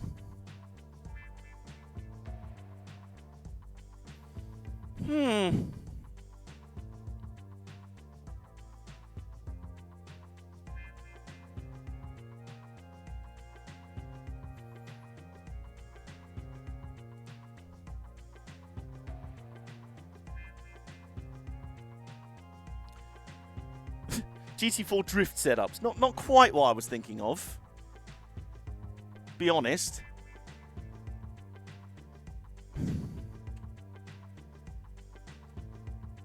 think, isn't Megaspot already running at max downforce? I don't know.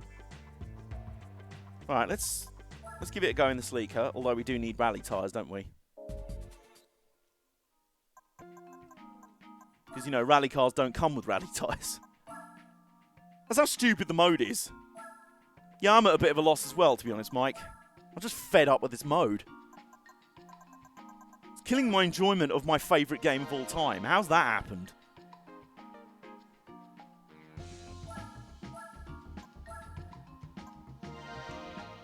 Right. The worst thing is, I don't actually know why I'm so slow in these events. Or seemingly so slow. I don't... Like, am I going through the corners? Okay, it seems to be, but then the AI just fuck off. I'm like, okay. What do you want me to do? Send it harder into the corner? I just slide off on the glass surface and smash into the wall and get a penalty. And if I get close enough to overtake the car in front, I just get a penalty anyway. Huh? Alright, we'll give the go in the Sleeker anyway.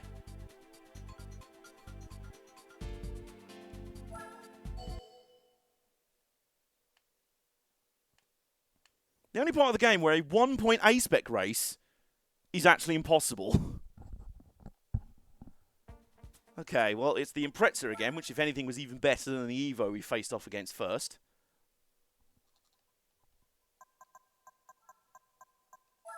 Right, that's on max downforce.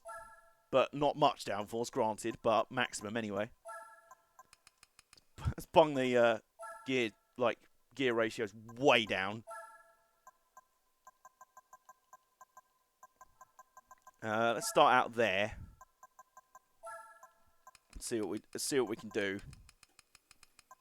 Yeah, if anything, I think Metal Gear Simon, Megaspud does get an upgraded turbo. It could happen. It could happen at this point. We need to find something.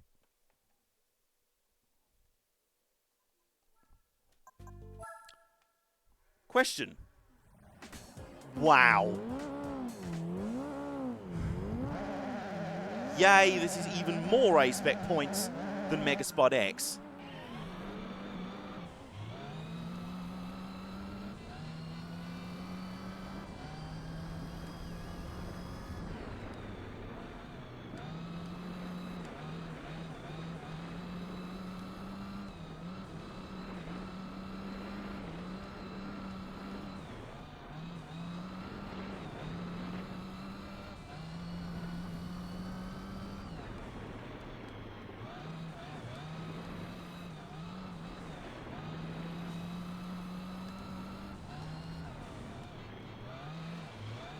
Nice invisible wall there and there.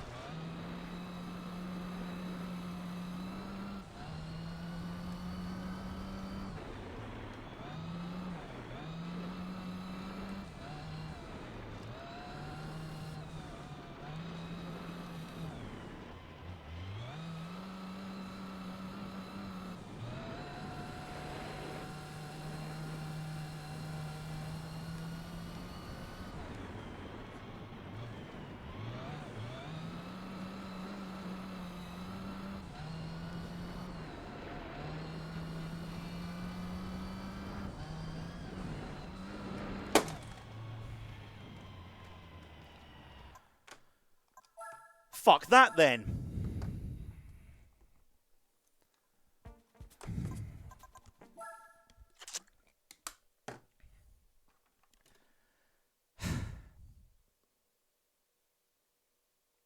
I already had TCS on, Mike.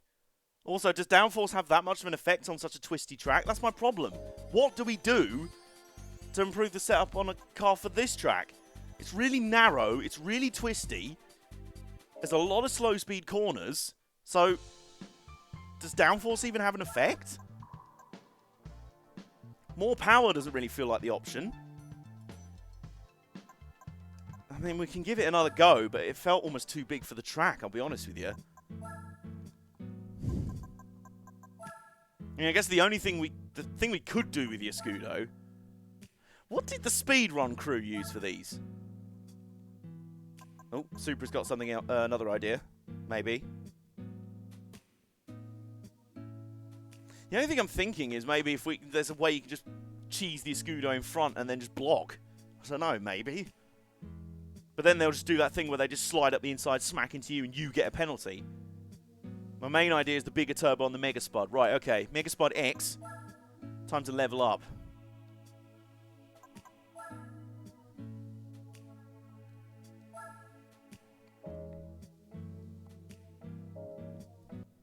I love the fact that a fairly equally matched rally car from the same class of car is 102 A-Spec points.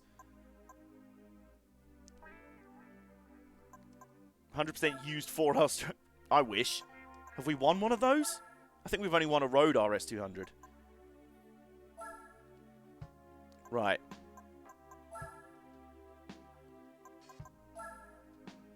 What was your call for the turbo, Mike? 483? Because that's my call. Michael. It's the prize for the Capri Rally Hard.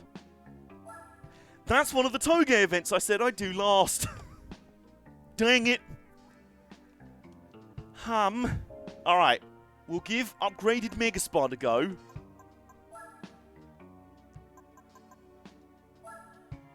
I don't know how that's going to help. I'm just throwing ideas at the wall and seeing what sticks now.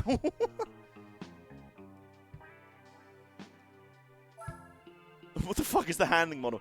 Are you having that thing that I experienced, Vic, which is the most frustrating thing with that game, where your car is really light and the AI cars are infinite mass, and you just turn into a corner on their inside and they'll just drive straight across you?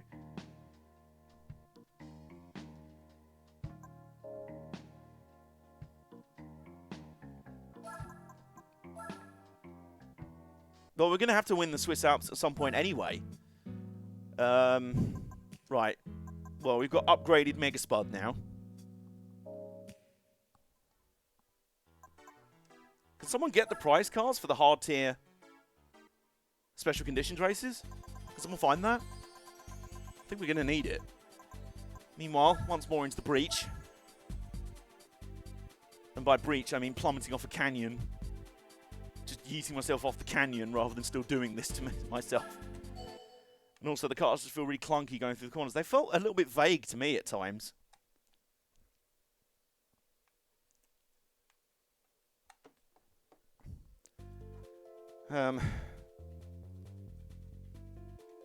Right. Special condition hall. Well, that's a bizarre way of structuring that. Right, okay.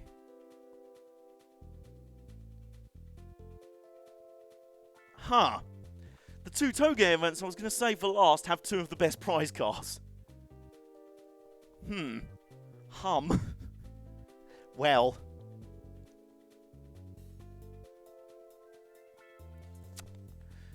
Let's give Megaspud X one more go. Upgraded this time.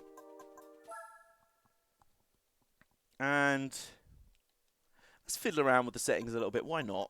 Really customizable. Bring it down. Yeah. A little bit shorter gears. It's on max downforce already.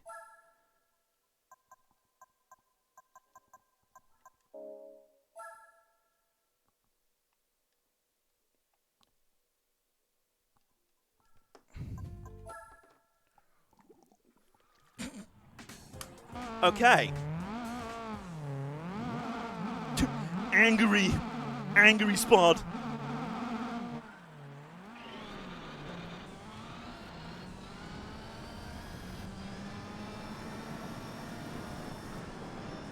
Fuck off. There we go.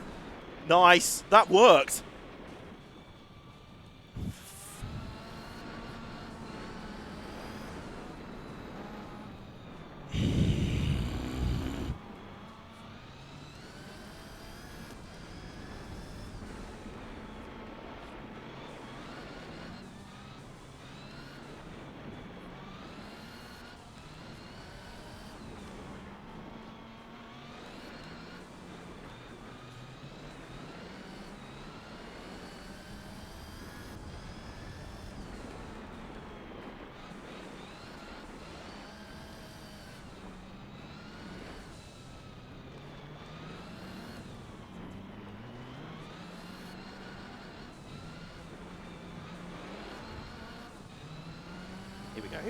Here we go. Up the inside. No penalty. Oh, just bodied him into the wall. There we go. Right, we're in the lead. And I feel like those modifications are just the ticket that Megaspud X needed. Nearly 500 horsepower now. Why have I got an itchy nose? Why is this track so horrible, though? This track's so awful. I just love that I've looked over at chat and Supermike was like, just wait for the straight. I'm like, oh. I've kind of already passed him. Sorry. But that's a good shout. If he somehow cheeses his way back by, we can use that as a passing zone. And oh my word. Oh my word. Guys, I think we've cracked the code. I don't want to speak too soon, but I think we've cracked the code. Megaspud X, already it's a small boy. Had a small, short wheelbase. And now we're giving him all the power of a Group B rally car, and oh dear. And oh dear, Evo. What's happened? You're not so OP now, are you? You're not so OP now. You're not so OP now. You're not so OP now, and you're not so cheesy. Also, guys, I shouldn't need to tell you this, but we are...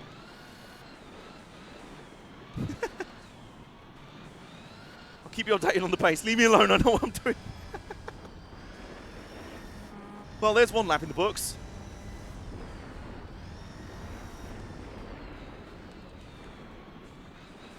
Another personal mic, but, you know, Megaspud X is just... I think what's happened is after the failure of Metal Gear Simon has just gone back to the garage and been like, I infuse you with my nuclear power. Meanwhile, while Metal Gear Simon was out here failing, and the Celica, Megaspud X has been hitting the gym and leveling up. So it comes back the Evo, it's like, look at this little Spud car again. Look at it in there. Look at Spud. You're going to get an... Oh. He suddenly like rips off his shirt to reveal like an 8-pack. Not even a 6-pack, an 8-pack. It's just these mammoth like roidy pythons.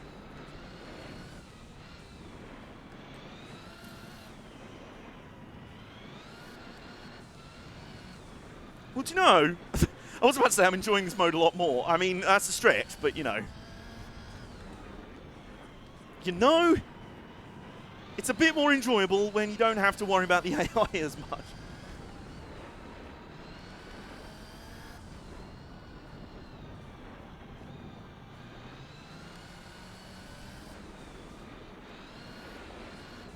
He's basically had his Jinder Mahal.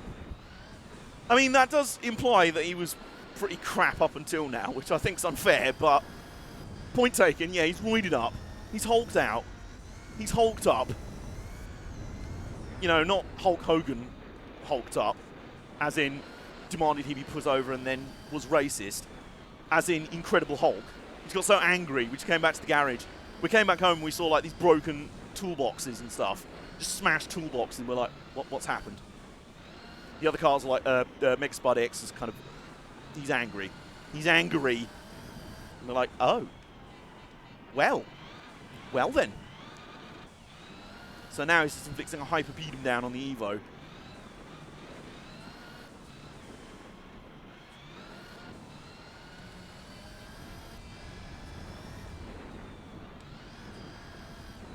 So I love how I just have completely no patience whatsoever.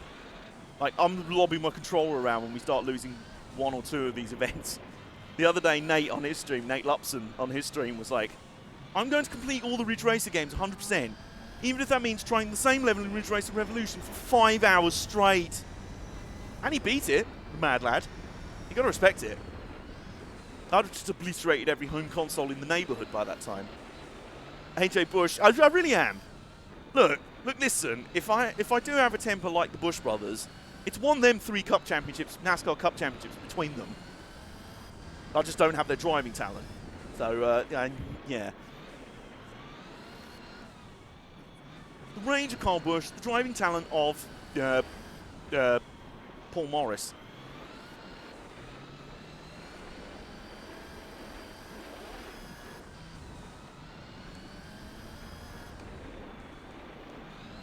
Hello, James Carmody. Good to see you back. Welcome to Megaspud X version 2. He now has 500 horsepower. And as you can see, what was once presenting as a challenge is not really presenting as a challenge anymore. Although he is staying within the 5-second bracket. I'm getting a bit loose at the moment, so let's just be careful here.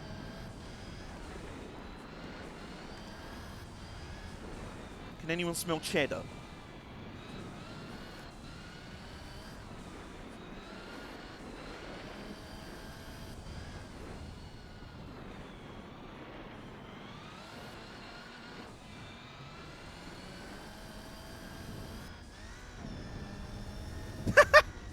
Calm down, let's get some points here, damn it. Fuck!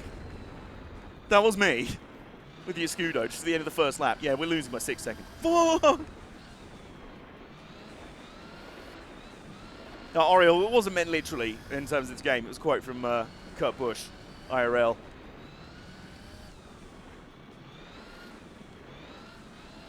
Yeah, staying just under 6 seconds behind us.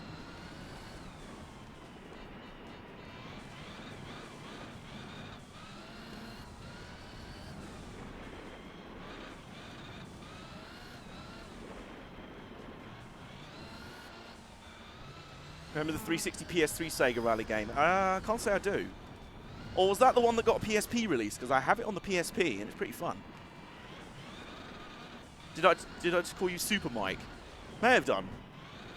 And if so, I can't believe it's taken this long for anyone to think of that pun. Including me. I'm a bit disappointed in that. Yeah, it has a PSP version. Yeah, I think I have played that then. No, don't mind me just tank slapping the wall there. Oh, wow, he's just gained a 1.5 seconds out of nowhere. Oh, Wesley did. Yeah.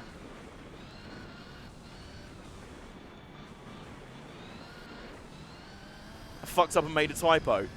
How have we all missed that pun and only just stumbled on it through a typo? Well played, Wesley. We'll take that, though.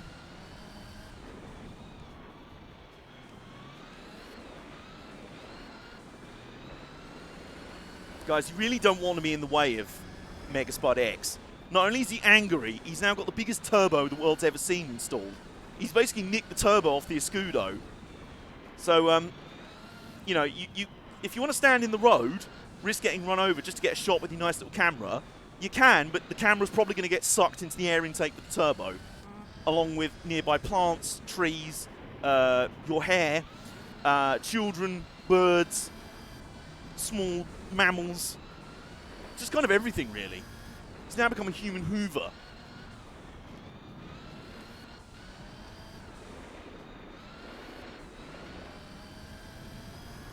.7 seconds, okay, that's better.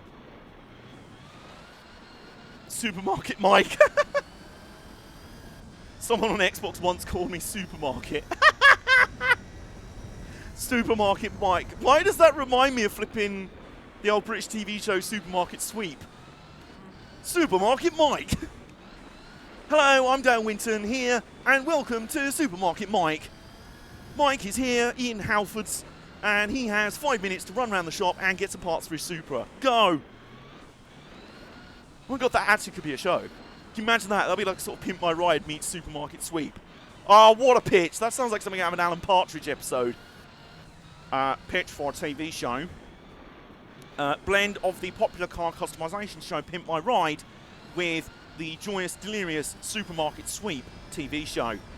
To be optioned to be presented by a mix of Tim Westwood and Dale Winton. Oh, wait, Dale Winton's dead. Is Dale Winton dead, or am I getting him? Oh, I'm so confused.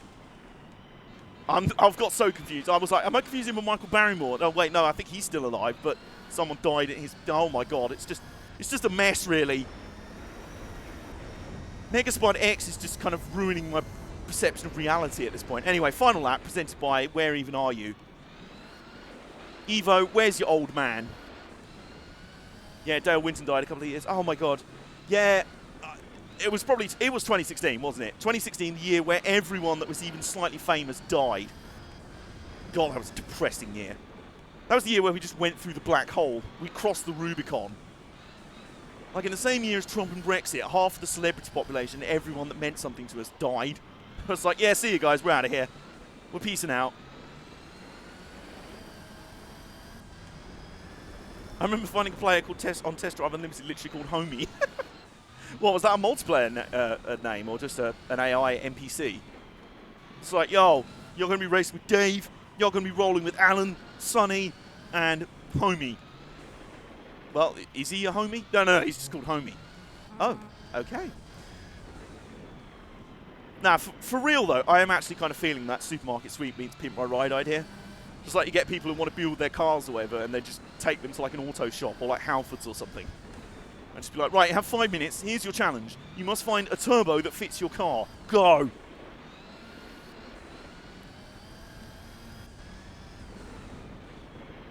I don't think I've got that corner right a single time I've done this track, but hopefully, in about a minute and a half, it won't matter.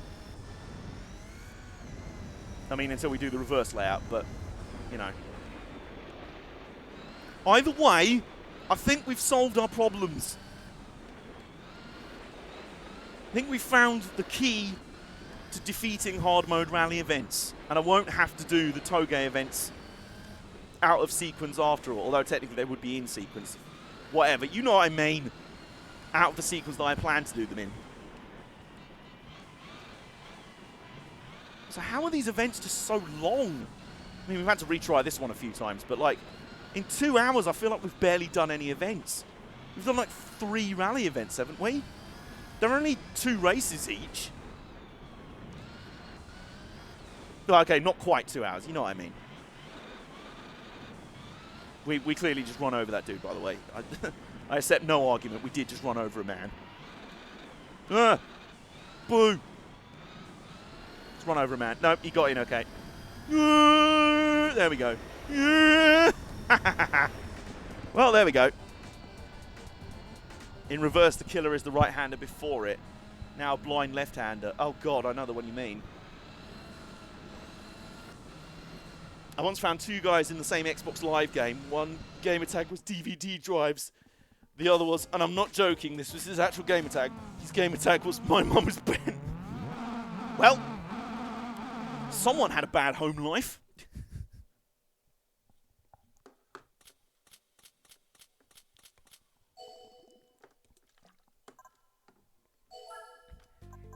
Okay. Well, that was done. He was in Left 4 Dead 2.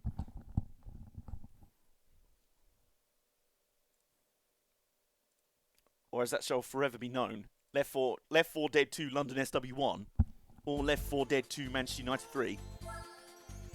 I'm dead anyway. Good luck, lads. Thank you, James. Good to have you hanging out as usual, and your excellent Halo multiplayer commands. I might use those for like alert sound effects.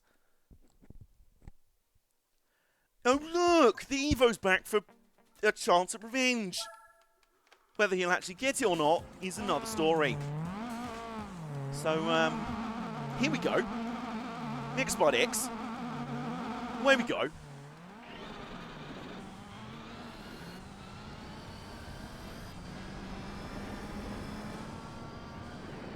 Just going to keep nerfing him while I'm serving the penalty for that mild contact. Like, we brushed, but fuck it. Yes! Oh my god, it's worked! Yeah! Yeah, it's worked! Oh, I take absolutely no guilt whatsoever. Oh my god. What was that? We knocked over some roadworks. Is this track even finished?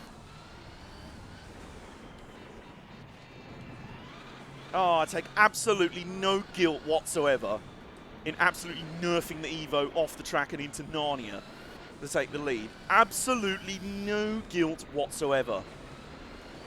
And now we're legging it. Well, we're going to try to anyway. Because if you thought this track was fun the normal way round, and by fun I mean fucking urinate, fucking urination. Oh god, oh god, oh god, oh god, oh god. Yeah, that's the fun part of this version of the track.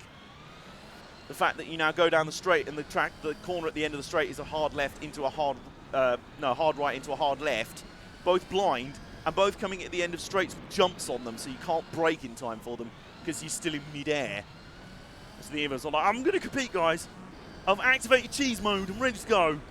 Well, I didn't activate it in the last race. Whereas Megaspot X is just like, I must break you.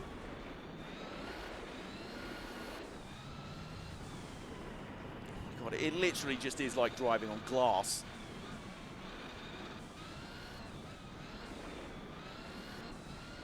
Like this, fucking hell, like 25 miles an hour and you just slide straight off. Like, I know it's slippery terrain, obviously, but we are actually on dirt tyres here, believe it or not.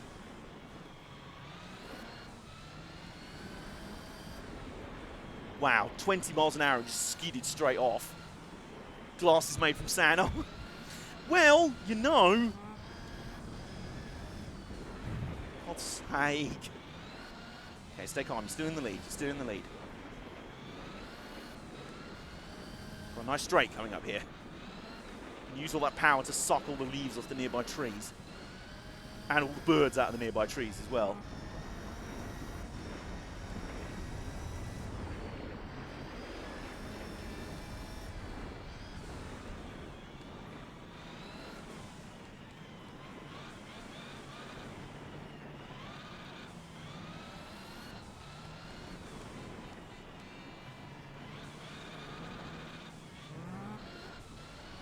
Uncooked glass. It really is.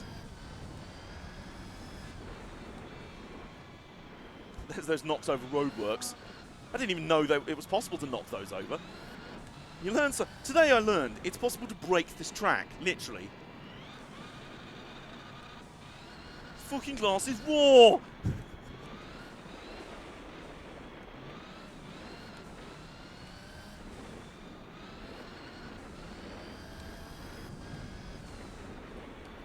Starting to eke out a little bit more of a margin.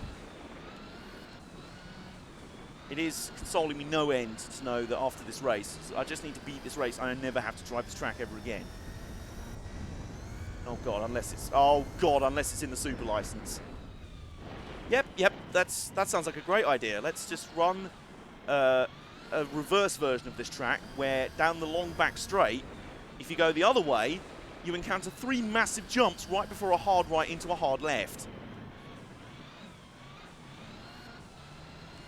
So we are now up over 2 seconds over the Evo. Well, dead on 2 seconds, I should say. And we're just going to drift off over here now. I'm just going to drift off now. I'm just going to fall asleep. Asleep at the wheel.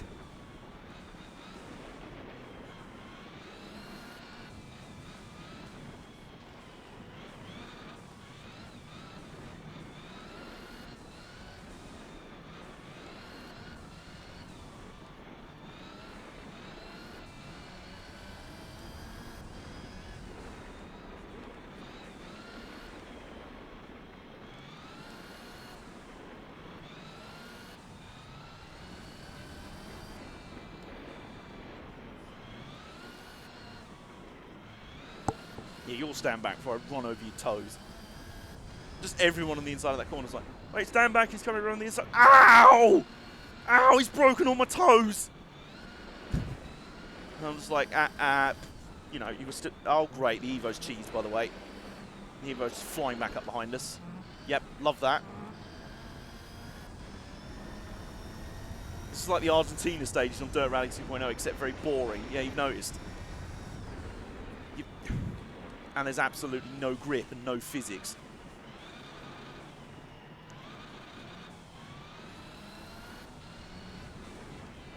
And the brakes don't work either. The brakes just feel really spongy as well. Again, like, I know it's off-road. I know the surface is going to be slippery, but like, what are you supposed to do? I've played the Dirt Rally games. I've played games with more realistic dirt physics, and there is something there. There's some feel. This is just like skating around on wet floors. This is literally just caution wet floor. This is like trying to rally around like the bathroom tiles after your dar's just been in the bath and accidentally overflown the bath.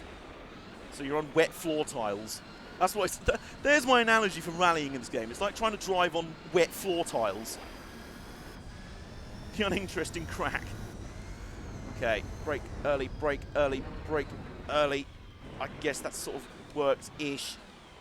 Except we're in this stupid, really slow, soggy sort of runoff area at the side of the track.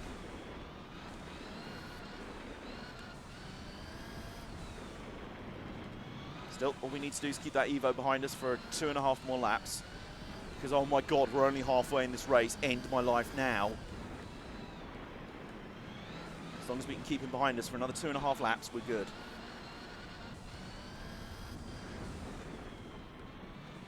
Which is really easier said than done when, you know, you're trying to defend to the inside and yet your car just wants to slide off to the outside even at 20 miles an hour through every corner.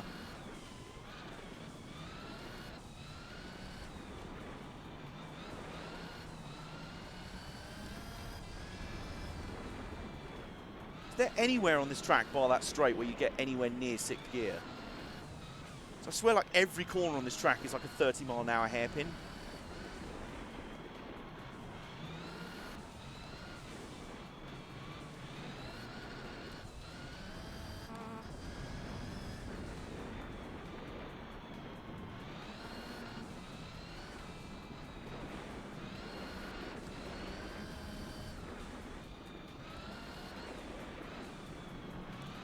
You motherfucker!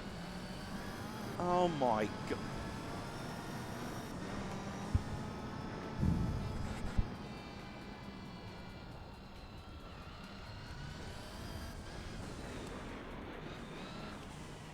Nobody speak to me. Nobody say a damn word.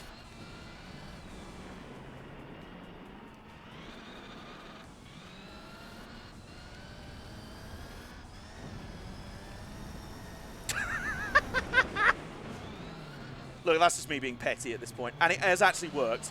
It's actually worked. Oh, let's do it again. Fuck it. Oh, go on. It's worked. You know, trying to drive legit in this mode is just a waste of time. It's actually just a total waste of time. Oh, fuck off. For crying out loud. God. This is the worst penalty system I think I've ever seen in any game ever. Okay, we just flat out through this section.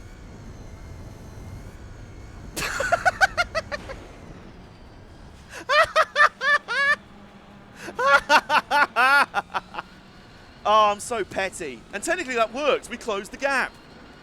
Again, trying to drive legit in this mode doesn't matter. Does not matter. That's please clip that, someone. All right, fuck it. It's happening again. Boop. Oh my god. We're actually going to retake the lead. We've actually retaken the lead. Yep, so actually trying to rally race in this game, waste of time. Trolling real amounts? Yeah, that's the strat. Oh my god. Okay, well, it's a penalty system that's so overly strict, it actually creates more rule breaking.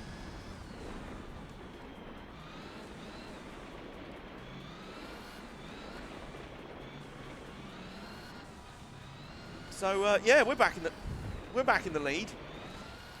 This horrible, horrible, horrible, horrible, horrible, awful garbage of a track. Do you know the best part? We haven't even got back to the ice arena yet. For the turn, please. This is nothing. It's just slipping around in bare feet on your bathroom tiles. That's all this track is. But if we park the bus on the inside, park the bastard, then belt it down the straight, and onto the final lap. We've actually trolled the Evo real amounts, and I'm so here for it.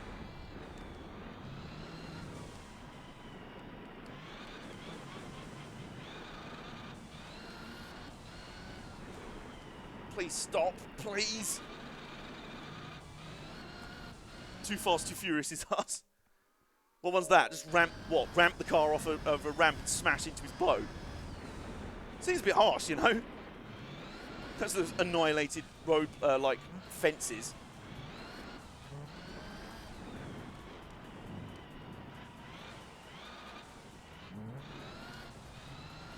I love the sort of random sticky terrain at the side of the track as well. That's just the absolute pièce de résistance. Pièce de shit.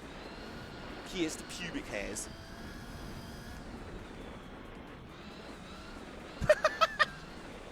Guys, have we actually broken the Evo? Have we actually broken the Evo? Oh my word, has that happened? Has he actually thrown in the towel? Pièce de merde. Please stop, please stop. Okay, fine, that'll do. Love the fact as well that there's only like plastic fence, like ribbon fencing at the end of that straight. So when you inevitably don't slow down because you're busy being in mid-air, when you're busy flying and you can't slow down in time for the corner, you're just guaranteed to just fly straight on and plough through the spectators there. Great track design to me. So don't tell the FIA that. Oh, hang on, the Evo's making one last fight back. He's leveled up his cheese. He's ready to go again. Here's your cheese. Don't look behind you. Don't look back. Actually, do. That cheap motherfucker just came out of nowhere and said, yeah, I'm just going to pass you now. Oh, by the way, you've got a penalty for doing nothing. Bye. And then I was just like, right, that does it. I've now gone DEFCON 1. I've now gone DEFCON 4.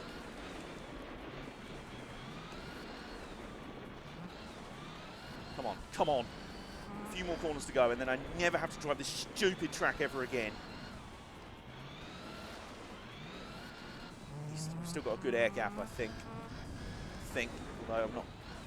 Please turn, please.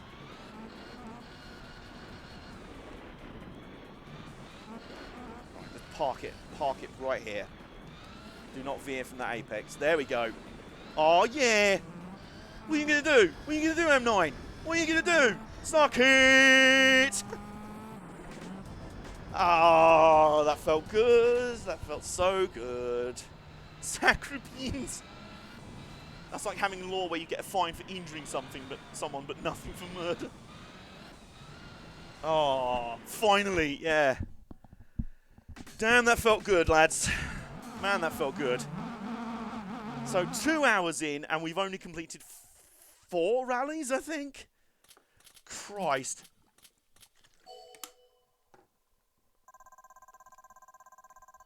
The amount of other things we could have completed in our time.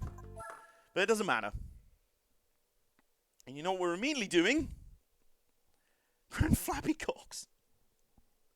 You know what we're immediately doing? Well, seeing what prize car we get first.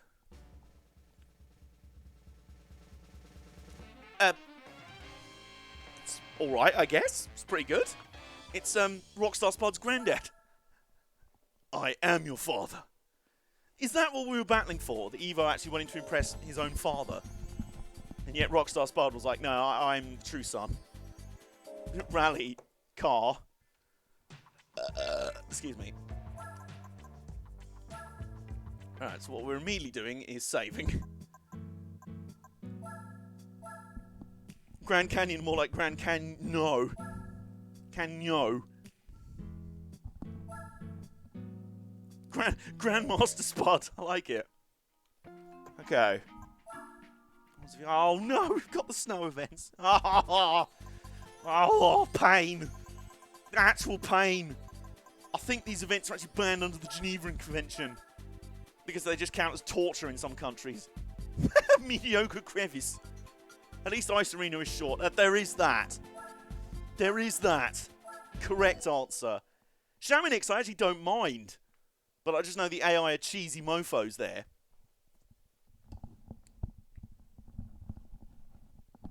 Oh, and it's the Subaru.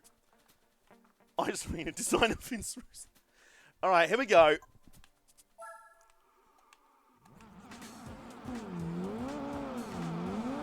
Here we go.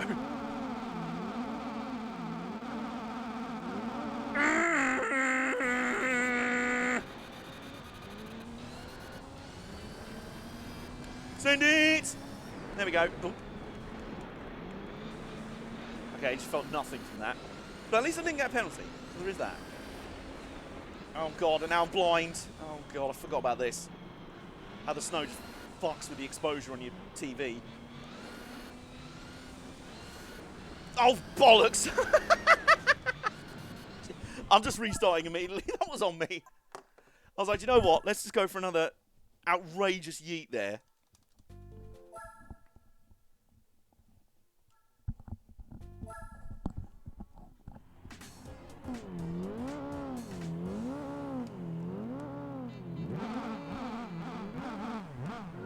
Probably will do in a minute. Oh, better start this time. Better start. Up the inside. Wheel banging, wheel banging, wheel banging. Oh, yeah. That's how you get the pass done without getting a penalty, apparently. Okay, yeah, just punch straight back. Yep. Great. Grenine. Granola. Right, stay calm, stay calm. Long way to go. This corner you always spin at. And you've nearly done it again. Ow, I've just been punted repeatedly. And of course the AI's not getting a single penalty for any of this. Fuck off. Fuck off. Just fuck off. Like that kid from, like, is it Simon from The Inbetweeners? Just fuck off! God, this is a literal nightmare. Oh my god, what is that? This is just car pinball now.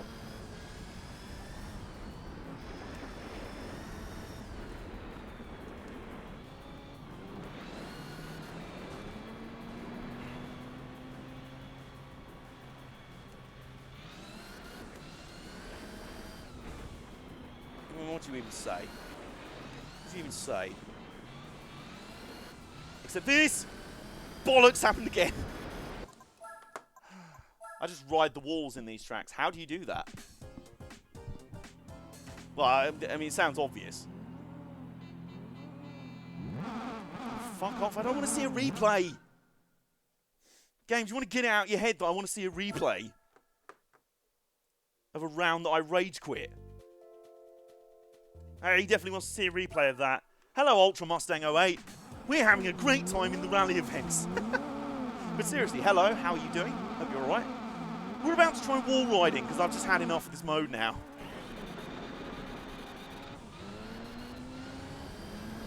Okay, let's get this going. You know what? That's not a good strat. Okay, fine.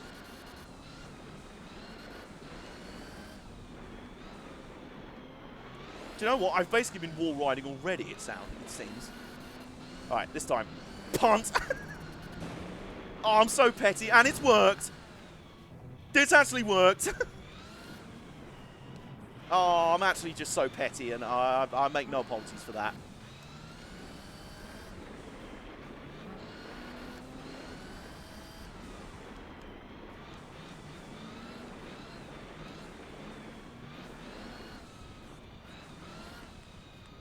See, I'm having a hard time in the snow. You learn fast, yeah.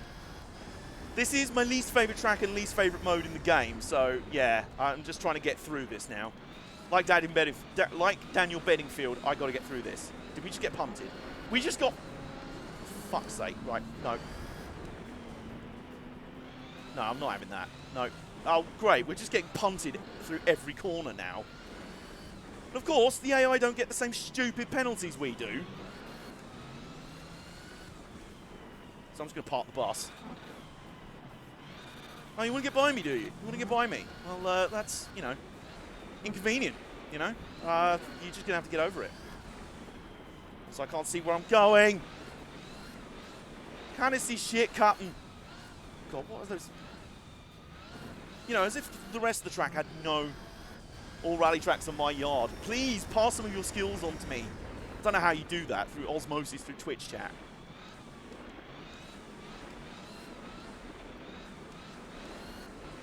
Edgemucatus, what is your secret? In before wall riding with your Scudo. Now, yeah, okay, fair enough. Okay, we've got a tiny air gap now. Come on.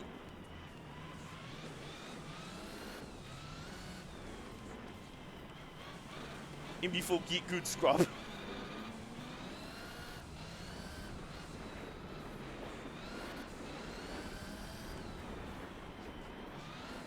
Oh, what about that little air gap we had? That's sort of gone in like 2 corners.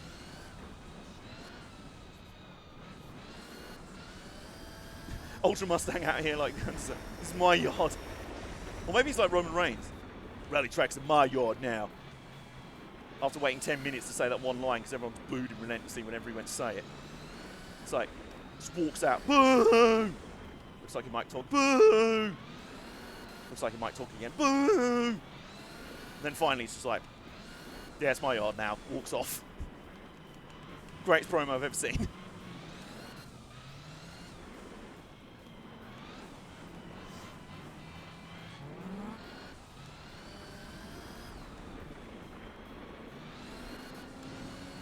Oh, he sensed a chance there. He sensed the chance. He saw me run wide. out of a corner, and I heard that engine start to rev behind me. I'm like, oh, I know what you're waiting for. Not this time, though. Not this time. Final lap. Presented by Jesus Christ. I don't ever want to see this track ever again. Much as the kind of the common theme of a lot of the tracks in this mode. That's kind of what I said about the Grand Canyon as well, funnily enough.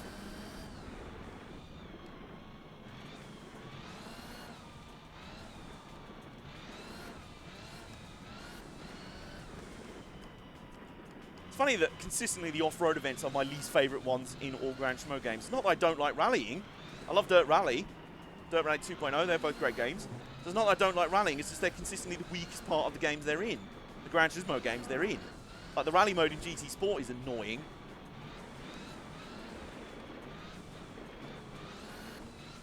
Okay, off the final corner. Come on. Come on. Oh, yeah. Subaru impossible. Do you like the Subaru? Well, I do, because we've just beaten it. We've just beaten me. Okay. All right. Right. Leg 1 is complete of the ice arena.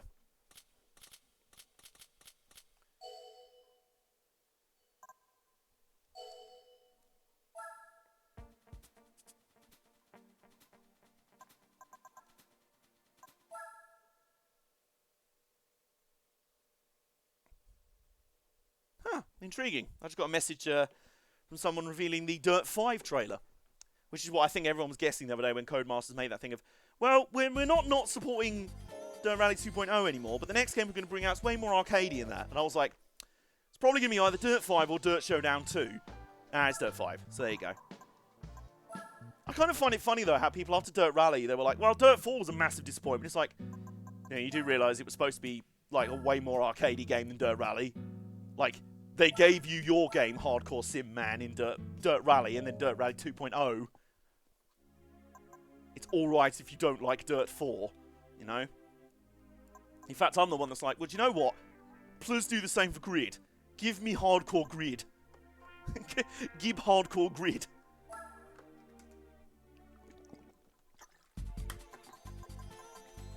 Okay.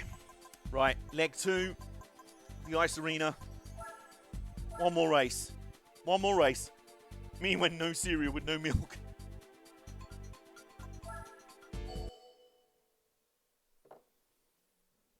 Oh, thank you for the follow, by the way, Ultra Mustang 08. Thank you for that. Ah, the Evo's back, our old friend. Well, when I say friend, I mean mortal nemesis. He's back for vengeance after being absolutely screwed out of the Grand Canyon race, and I completely admit that. The best way to approach this mode is like Eddie Guerrero. Lie, cheat, and steal, and still be, you know, loved for it. Oh my god. Ruined his line for about the next 2 corners. Oh, and the next 3 corners, in fact. Good luck and change the screen brightness settings. Yeah, yeah.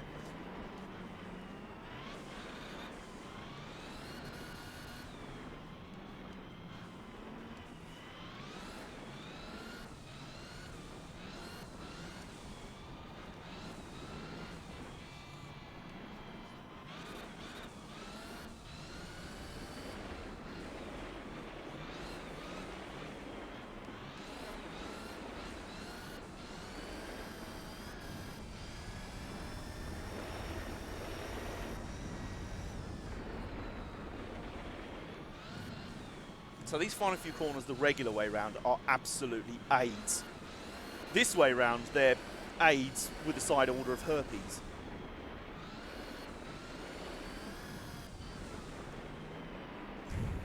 I want to snow course the length of Grand Canyon course. I don't.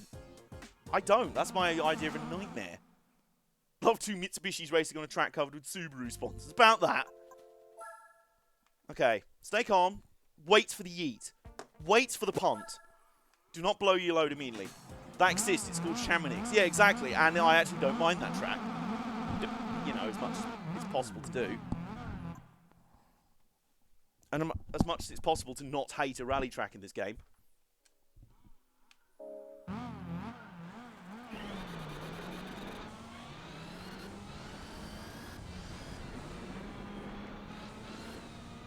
Joy. Yep. Thought I'd got that first corner right, and then an invisible wall just bounced me off in the second corner. And we're as far back as we were when we punted the first time around. That's just lovely.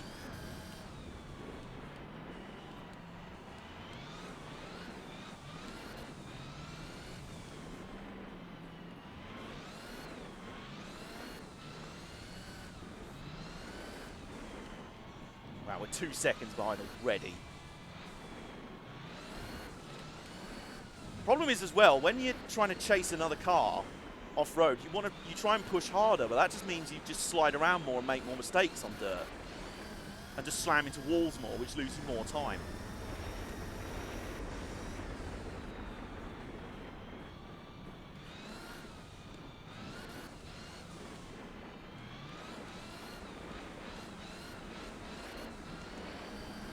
I won the Grand Canyon with the Lancia. What, the Delta S4?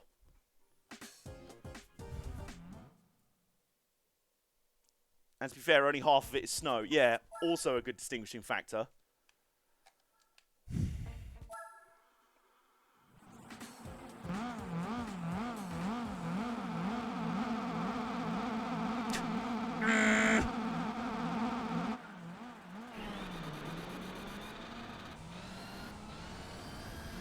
Bollock!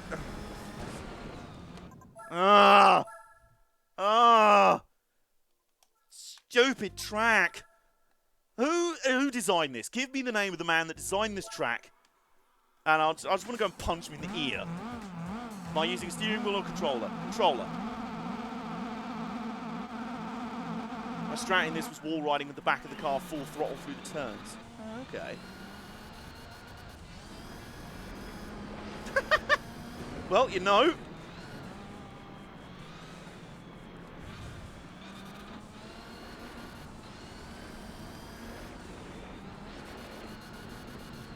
You know, it's we're keeping up better with Super Mike's wall ride strat. We are actually keeping up a bit better. We're keeping up way better by just punting into everything, including our opponent. Oh, this is a good corner to wall ride on. I assume it is anyway. Oh, yeah, go on. Oh, look at this. Super Mike has hacked this level. Has hacked this stage. Oh, yeah. Yeah.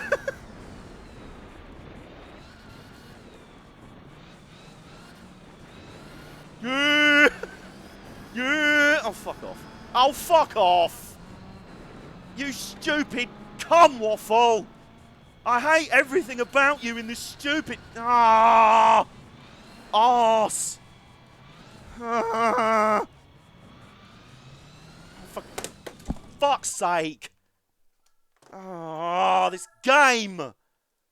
Why is this track is so bad, it's making me hate my favourite game of all time. What does that say? Keep it in third in the corners. Right, I'll try to. Guys, honestly, how is this more infuriating and frustrating than Mission 34?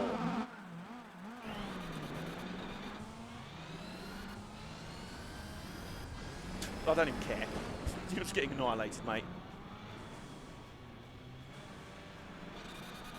Come waffle. Alright, keep it in third in the corners. The thing is, the wall ride strat is kind of working. It's definitely working, you know. And to be honest, I don't feel bad about it at all. Sometimes to fight monsters, you've got to create monsters, you know. And to conquer cheese, you must become cheese.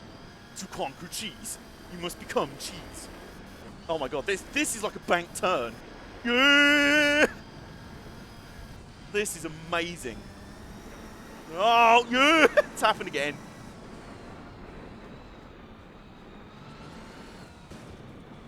Right, just get through these turns, and then go back to wall riding. Okay, here we go. Wall ride, ow.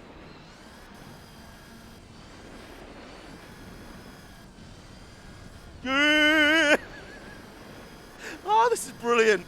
Super Mike has hacked this mode now. Has hacked this track. We're actually pulling a gap on the Evo. I love it. I love it. And then you still get tedious parts of the track like this. We just slide one way then the other and hit invisible walls. So fuck it. All right. What's that? Do that corner in second gear? No, I'm doing it in third, mate.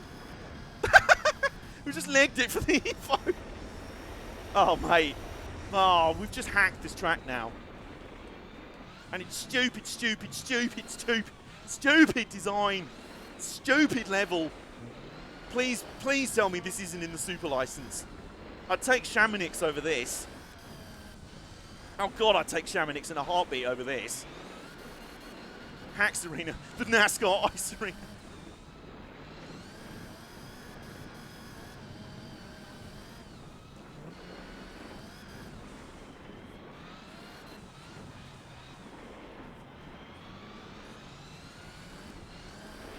Yeah!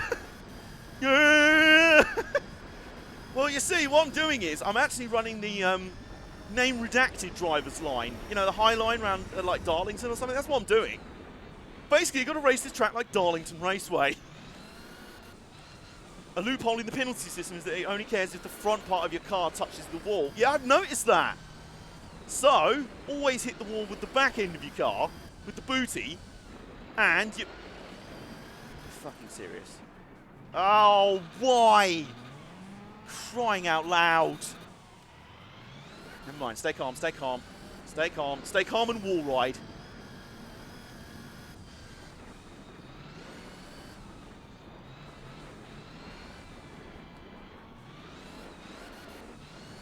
I'm sorry, what for those physics? Yeah, you noticed. But, not to worry. Not to worry, here we go! Yeah! Bollocks. We did hit the front of our car on the wall there. Yeah! There we go, wall riding. Here we go. Yeah! And then, yeah! And then, here we go. Yeah! Oops. Boing. We've just hacked this track now. I love it. We've just absolutely hacked this track. Which is good because it's just a virus. It's just coronavirus, the track otherwise. And through the bank, through the clearly NASCAR final turn. And, oh yeah, we're going to win. Super Mike, you the absolute MVP, baby. Woo! Bobsleigh Spud. Ah. That's 2.420. Thank you, Ultra Mike Mustang. Ultra Mike, I'm just blending users now. Ultra Mustang, thank you. Ah, I know that was the most complete cheesy way of winning that race ever, but I don't care. Could not give less of a toss. Because it means we don't have to deal with bloody bobsled bloody arena again. Bobsled arena? Oh, God. Right, let's go, let's go, let's go. Let's get out of here. Let's get out of here and save. I love that we somehow randomly managed to wreck out with on the penultimate lap and still won. Just extreme levels of B-spec bobsled. Ooh, an old boy rally car. Like that. Okay. Yeah, I can get behind that. You might not get much action in this series, but, you know, it's cool to have. Cute burb. Yeah, it is. It's the cute burb. There it is. And save. Please save. Please. Thank. There we go. The blue burb that's actually red. No, I don't want to quit Gran Turismo mode. It's not got that bad yet. Yet. We're 2.5 hours in and we've genuinely completed... Hang on. In a 2.5 hour stream so far, we've completed 1, 2, 3, 4, 5. We've completed 5 events in 2.5 hours.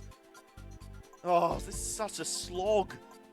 Anyway, now Chamonix, and then it will only be Tahiti and the Swiss Alps left. Now, Swiss Alps quite wide, so very useful.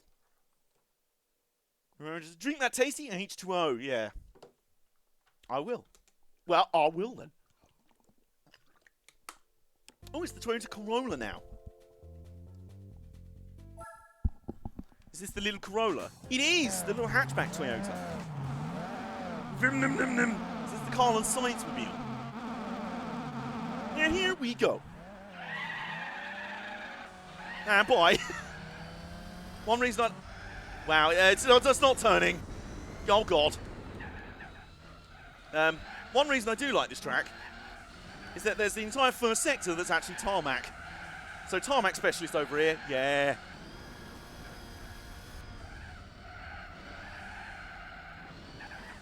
Although, because you're on snow tyres, it's still just slidey as fuck.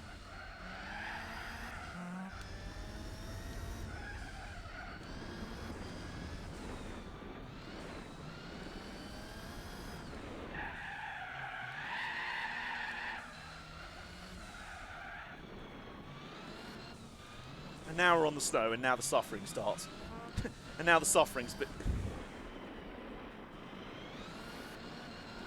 Now the extreme suffering begins.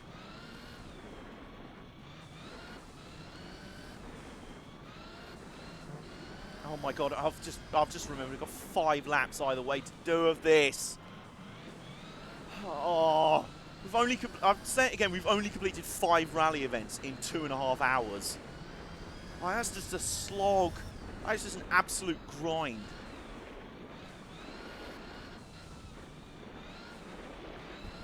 I wonder what car the speedrun lot did they used for these races. Probably the Escudo.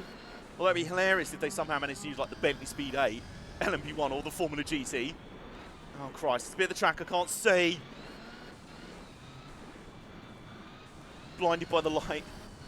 Activate arse sliding. I forgot about that for a second. Yeah! Oh my god, here we go. Yeah! Oops. Yeah!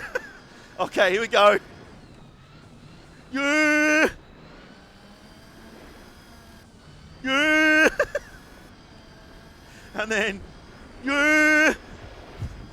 Yeah! This is amazing. Oh my god.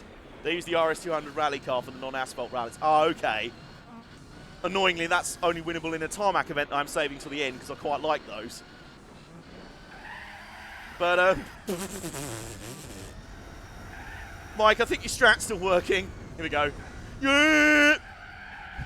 And then... Yeah! Just yeeting every corner outrageously. Oops. Okay, that didn't work. That didn't work.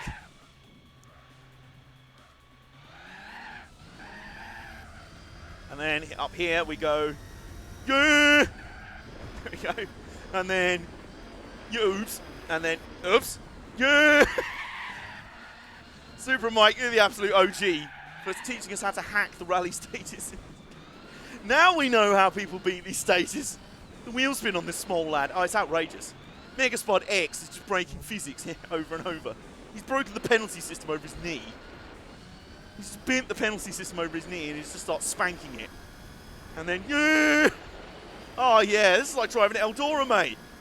Yeah, this is proper dirt racing M9. We need to get like a World of Outlaws car out here, a sprint car. Or like one of those, what do they call those? The Lucas Oil off-road trucks. Like the thing that Stadium Super Trucks basically are. We're 10.3 seconds. I race clean, I don't use the wall. Well, honestly, I try to race clean, but clearly I don't have the talent. So, if it's a case between trying to drive clean and banging my head against the wall when I lose for the umpteenth time, or just hacking my way through. Like, I'm the guy that in earlier episodes of this series, and we'll do it again for the Enduros, I will set up deliberately close races. But, yeah, in this, I wasn't getting anywhere with it, so... Hacks mode deployed. I respect your talent to be able to do it cleanly, though. Fair enough.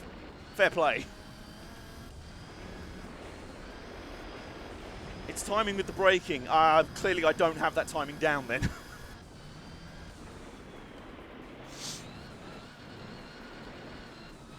I was trying to drive these exactly as I do in Dirt Rally and Dirt Rally 2.0, and they can pretty much work in those games. So maybe that's just I've got to somehow unlearn that habit.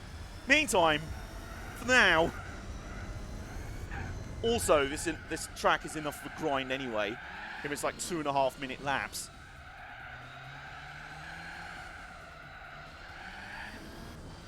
We're literally averaging one rally event every hour, every half an hour. Like, we could complete most of Beginner Hall in an hour. GD Marco Gaming is now hosting. Thank you. Thank you for that. Much appreciated. And all that cheers. I mean jazz. To be fair, I could stop with the wall hacking now because I've kind of obliterated the poor Corolla. He's nearly 20 seconds behind. But then I'll go back to Dirt Rally and try to drive like Gran Turismo and hit a tree. Yeah, exactly. Super Mike's now hosting as well. Thank you, guys. So, Ultra Mustang, what's the whole thing with timing the braking?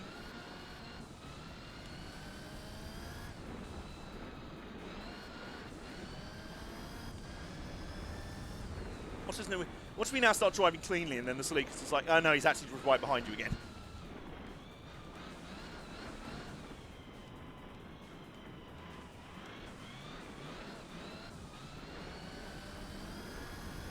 Well, he's already gained a second back on us, so.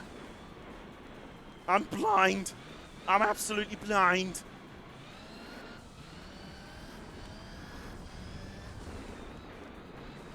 When the red number flashes, that's when I brake. Well, I tried to brake on the red. Then again, maybe, I don't know, is it? I tried to brake on the, is it a brake force thing maybe? I don't know if I'm like locking the brakes in every corner. Don't know, no, I don't have the talent. I'm just a pleb after all. I'm only a pleb after all. I'm only a pleb after all. Don't put the blame on me and my lack of talent. You just feel when to brake. Well, I think my feel's obviously off then. I'm saying Dirt Rally and Dirt Rally 2.0, I can feel where to brake.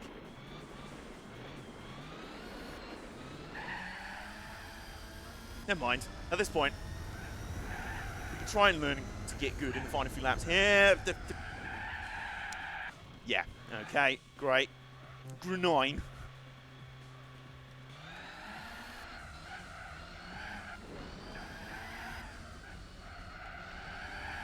Wow.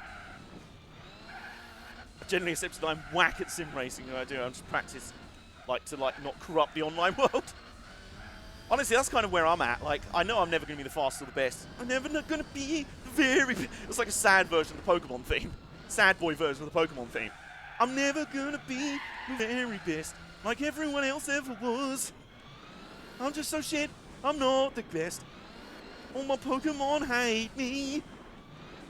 Different games have different abilities. Yeah, I mean, you're damn right. Having just started playing iRacing and learning about the glass tire model in that game, where it's just like, you enter that corner a micro fraction too fast, well, you're dead. Whereas in AC, apparently, more like real cars, there is a sort of, when the car starts to slide, you're like, oh, I can save it. Whereas in iRacing, it's like, oh, the car's got slide, I'm in the wall. I'm literally toast.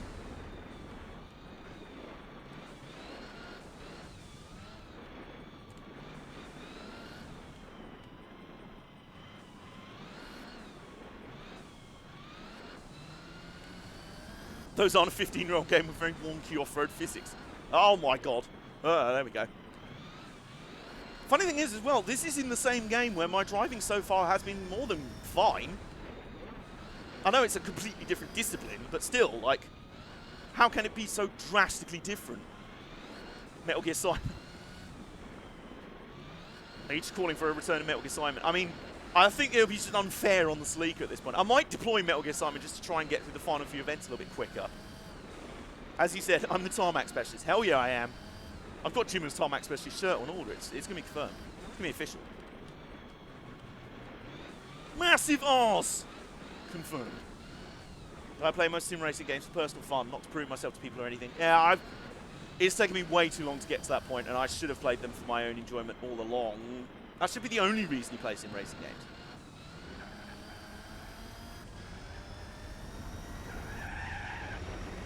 Right. It's time. Wall run time. The wall ride with Simon. Are you trying to throw? Oh my god, yeah. Like you all could say screaming at each other, yeah. Well, we lost 3 seconds on the last lap. Well, we lost 3 seconds on the last lap trying to drive properly, so... I just want to get this done with. Let's go. Normally I like competitive races. Not now. Not now, Sato. I can learn to be a good rally racing driver in a 15-year-old racing game another day. Actually, I can, because I'll dig up Richard Burns' rally.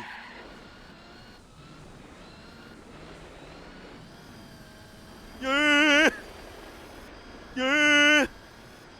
And then, yeah! And then, yeah!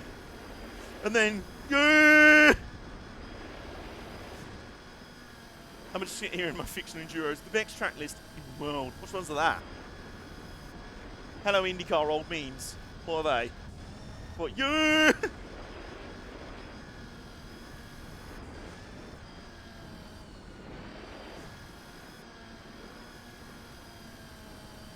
Who would win, Metal Gear Simon or Foil Fence? One stringy plastic boy versus the power of God versus an actual Metal Gear nuclear bipedal walking tank, but instead of legs, it's got wheels. Meantime, Bathurst, Bathurst, Bathurst, and Bathurst. Oh, what game are you playing these on? That's the point, actually. I need to start practicing for my potential fancy 1992 DTM series on Race Room. Be all offline, just against AI. Assetto Corsa. Oh, I need to download Bathurst for Assetto Corsa. I need to download loads of things for Assetto Corsa. Oh, my word. Wow. So my best lap when I was trying to run cleanly was a 2:26. My fastest lap when I gave up on Wall Road was a 2:09. Alright, let's get on with it. Let's just get this shite done now.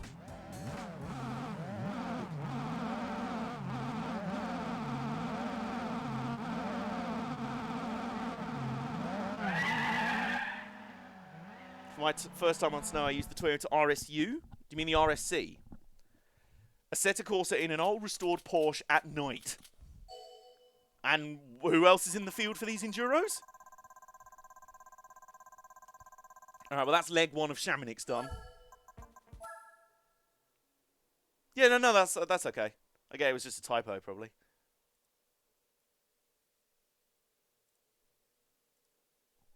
Pontiac vibe. Right, I have a proposal. Because it's already coming up near the end of the stream, and I feel like we've still got that and that to do. I feel like to end, let's do these two road racing hard events. No. Is there not another? Oh, George V Paris.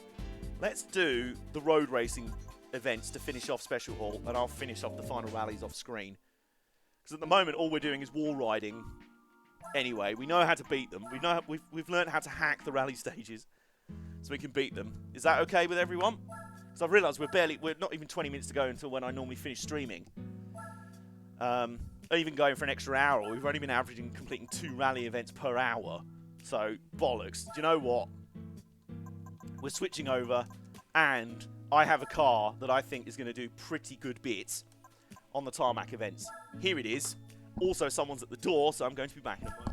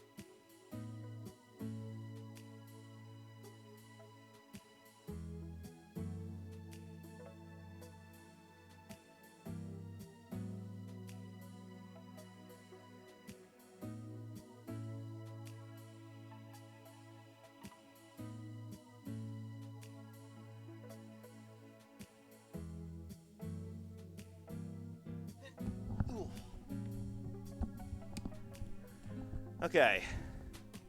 Sorry about that. So, I'm only 96.2% completion of the game. Only. Only, he says. Right, so yeah. I think this might be a good candidate for the road races in the hard condition, special condition hard levels. Because 370 horsepower, at least. 980 kilograms. Very, very light. DTM boy. And I've just wanted an excuse to drive this on stream. So, if we go over to the Mercedes dealership and give it some nice... So it's the cone eater, yeah. So, if we go and give it some nice sticky tyres, it already has race mediums, but do we go race qualify? I'm tempted to try one race on qualifying tyres. Whether they'll even last 5 laps, I don't even know, but I don't care. No, there's no tyre wear in the special. Oh my god, qualifying tyres. Just infinite grip. Oh, excuse me. For context, the only time I've used this car before is when I did the DTM event over here. Super sauce for days. Hell yeah, we're going for the undercut. The only time I've used this car so far in my career mode in this run through is for the DTM Championship in the European Hall, and in stock form against AI that were boosted up a good 100 horsepower or so from stock. It won 4 out of 5 races and finished 3rd in the other one, so it won the championship. This was up against the Audi AB TTR DTM car, which is OP in that series, the Alfa Romeo 155, which is pretty OP in that series.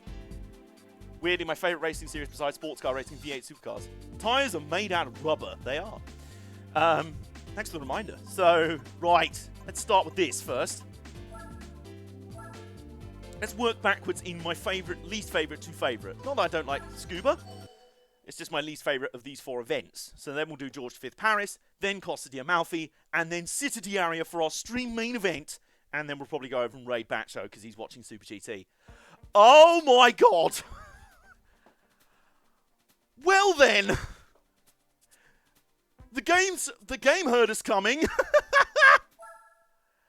Well, it's the fuck. Okay. Right, qualifying tyres. It is round scuba in the wet, though. I will point that out. If we beat the Minolta Toyota, oh Christ, mate. Oriole, what about the other tarmac events? What are they up against? Oh God. Okay. 200. I'm not surprised, really. Okay, here we go. I believe. I believe, I have faith in Der Kaiser Chief. Alright, Der Kaiser Chief, let's go! Alright, we're going to cede a bit of power down the straights. That's okay.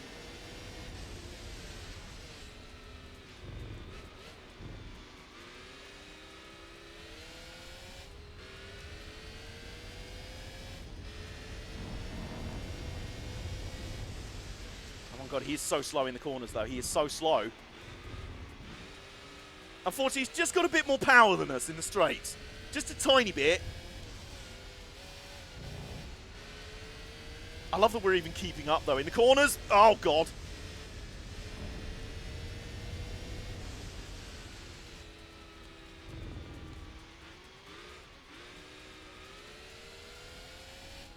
Yeah, he's going to get away a little bit down the back straight. That's to be expected.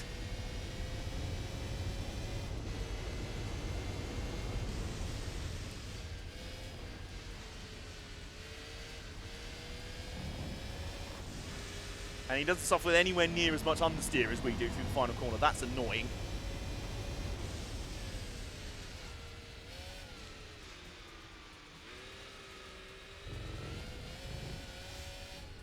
I think we may need Simon. Yeah, you're right.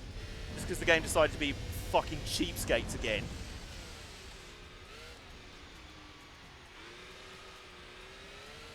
Oh, here we are in the rally conditions hall. Let's put you against an LMP.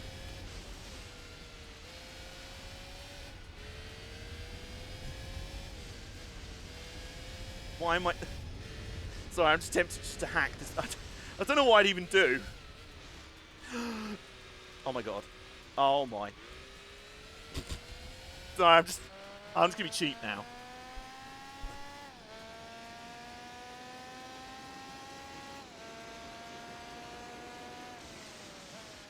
Okay, I feel like Durkheim's Chief's time will come. Although, Oriole, warning. Give us a warning. What are our expected opponents in the other road racing events? Are they actual rally cars, or are they going to be more of this?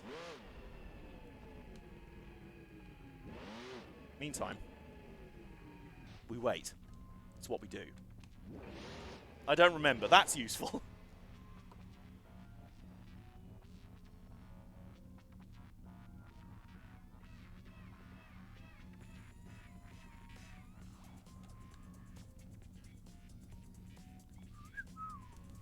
But I want to say rally cars. Okay, in which case...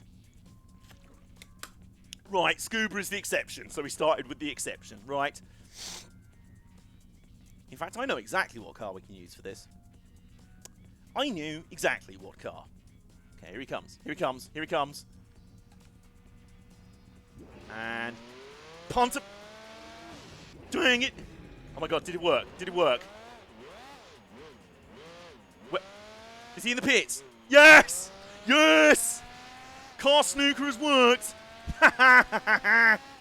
Car snooker has worked! Dang it! Sorry, just forgive me being petty there. Because if the game wants to be petty, I can be too.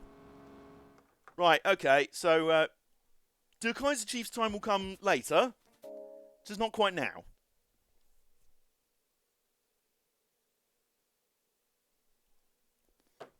The big send to the pit. The pit of oblivion. It's like Robot Wars. Okay.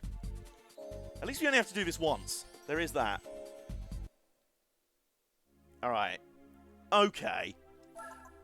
Alright. So. We've used it to defeat the Minolta Toyota once. Kenny, you're up. And I'm bolting qualifying tyres on because why not? I am past the point of caring. I do not give a toss about your feelings. You don't want to step to me like that? This is a full-on arms race.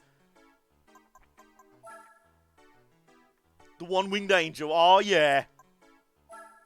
You need all the grip you can have. Exactly. Qualifying tyres. Let's go.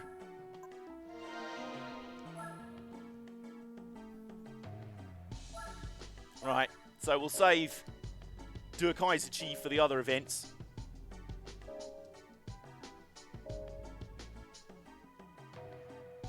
And for now... Just like... It's Kevin! It's Kevin! Right. Here we go. Here we go!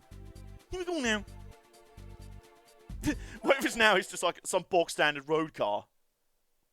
It's just like, oh, why have you entered in a Le Mans car? And you're like, game, don't bullshit me like that. It's the Bentley Speed 8. They haven't done that. Here we go. 42 A-spec points, slightly less. There it is against the Bentley. What we're looking at is two of my favourite Le Mans cars of all time. Two of the most sexual, joint-arousing cars of all time for me. So just know that I'm going to do this entire race with a massive stiffy under the desk. You didn't need to know, but I just thought I'd warn you anyway. Damn, we're up the inside. Whoa, yeah.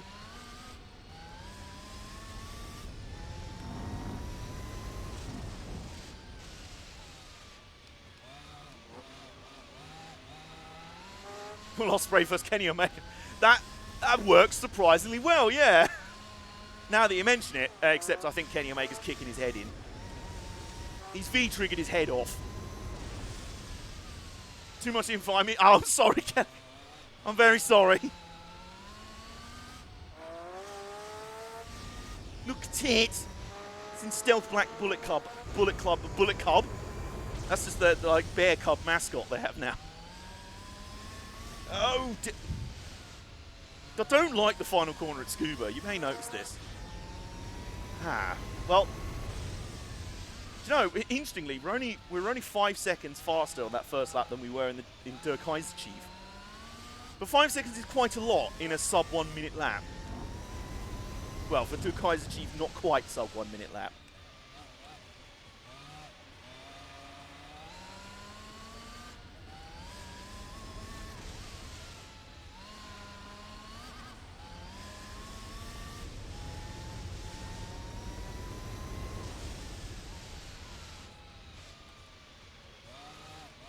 Whoops. Yeah, remember the rule of rain race. One of the rules of rain racing, AJ. Rumble strips are basically just oil slick patches.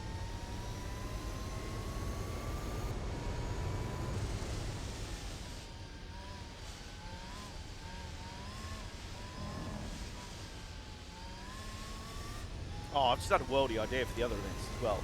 I might do them in reverse order as well, so the reverse layout round first and then the normal layout. Meantime, the poor Bentley's just getting the snot kicked out of him. Kenny's just out here, having already won us the Gran Turismo World Championship at a canter, winning something like, what was it, 6 or 7 out of 10 races?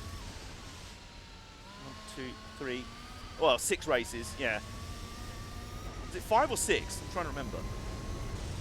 It won a lot of races and the championship with 2 or 3 rounds to go.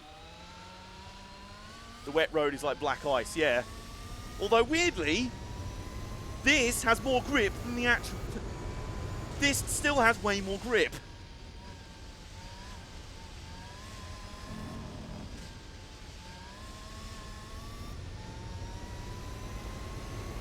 Six. Okay, yeah, 6 out of 10 races.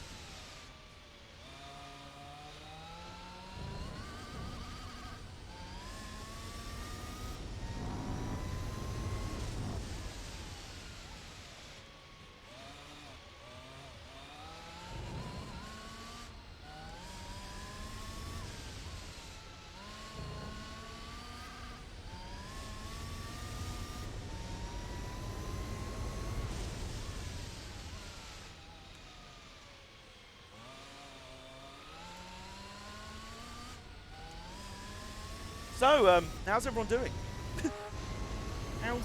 How's things today? How's your day? Just stick on Batcho stream now, just be like watching it, like, oh yeah, nice. Yeah, cool. Viking sexual, or whatever people have called his beard. He does have excellent hair game. Like wavy hair and beard. I've got long, unwavy, just thick, moppy hair, and basically cat pubes is all I can grow in terms of facial hair. I didn't shave for like 3 or 4 days. I'm like, I'm growing a beard now, and it just stopped. It's just like, it's nothing. I'm trying to find out how to connect my PS2 onto my PC. Ooh, good luck with that. I don't mean that sarcastically. I'm like, you know, genuinely hope you do that. When you have to run it through an emulator. Plus. There we go. Oh, God. Oh, God. Bentley has got 21 seconds to go. He's got 21 seconds to go.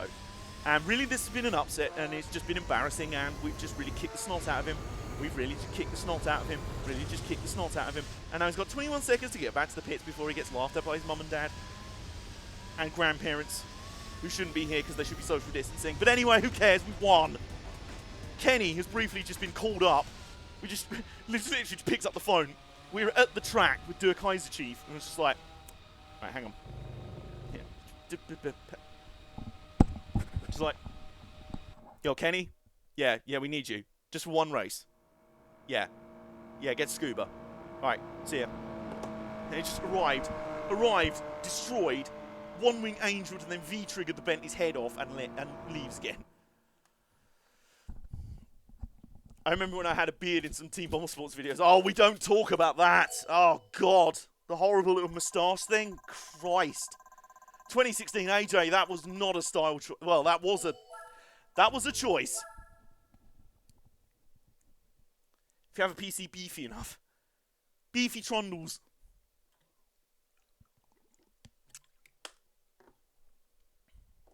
Here we go. Nice. Okay. Just a road going Ford GT. Nice. You look like a pedo. You know, I was about to say I'd look like a bit for nonce back then. So you read my mind, Mike. I'm kind of glad you said that. I was like, is that a bit harsh on myself to say that? Because my family watched the TV and I wanted to play Gran Turismo 4 while they were watching their shows. Ah, good shout. The Chonky GT. Right. So, now that we're fairly certain K-Mag needs to stop looking like a Viking. But would you not want to look like a Viking? Okay, so that we're fairly certain that in the other events we know what we're going to be up against, now is time for Der Kaiser Chief. Hopefully.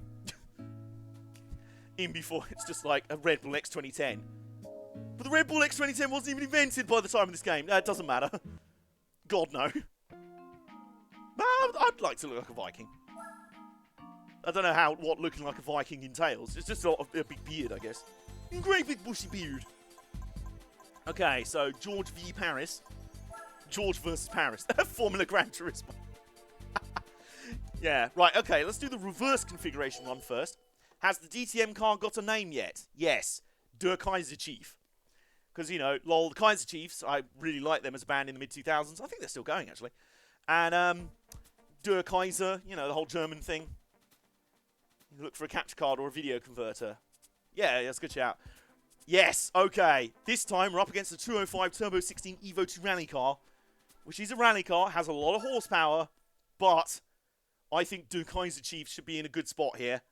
We're still on the qualifying rubber. We'll see how we go on these to start with. And, fuck yeah, let's do this. I'm excited. I'm excited to race Der Kaiser Chief in a competitive race on stream. 54 race bet points. Okay, so Group B Peugeot near 500 horsepower. Okay, so it'll have the horsepower advantage on us. Hopefully, we'll have the handling advantage because we're built for road racing. And here we go.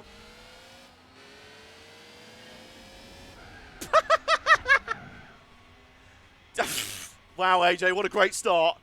Yeah, we'll be competitive in this race. Hits the wall on the first turn. Wow, okay, this car handles way better than I thought I've remembered. Plus, it's also on qualifying tyres, so it just doesn't lose any grip. Okay, well, we're behind the 8 ball early.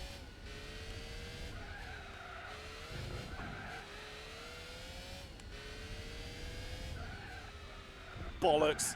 I also forgot how annoying this track is in terms of layout. Well, we've got a long way to go, though.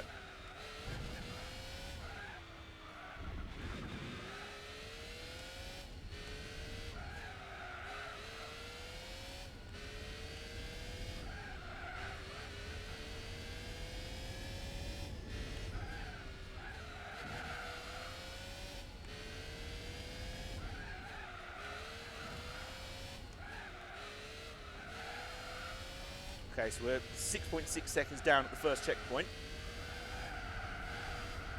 I feel like we're closing in anyway. Oh, hello, there's the turn. There's the turn, there it is. Right, at the end of the first lap, after a couple of penalties, we have 5.0 seconds. So in half a lap, we closed a second. Okay. So long as I don't fuck this up, Der Kaiser Chief should be able to do this. Into 4 left, don't cut. Wesley has now hired himself as my co-driver. I appreciate that. God, this car is an absolute joy to drive. I mean, it's on literally uncrashably good rubber. Like, you cannot crash. Ah! Ah! God, why? Arse. Arse erections. I don't know what they are, but you don't want them. Oh my God, why? Oh, this is why this is my least favourite of these 3 tracks. It's a horribly janky... Yeah, I mean, you did notice that, yeah. No. Okay.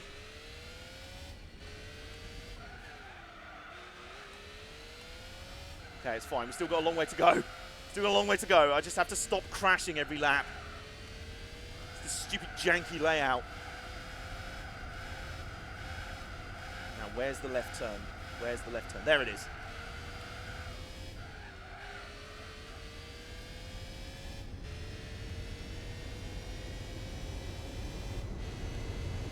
Yeah, now 8 seconds down. Right, I'm gonna have to go quiet and concentrate here because this gets serious.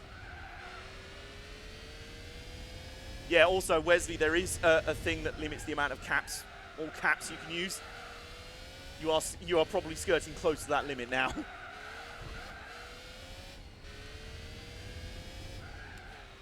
That's better. That's better. That's how you do that corner.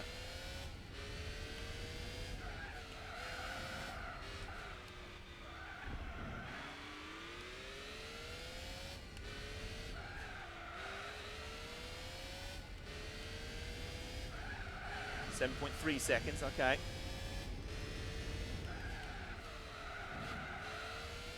Gained about a second and a half through that first sector.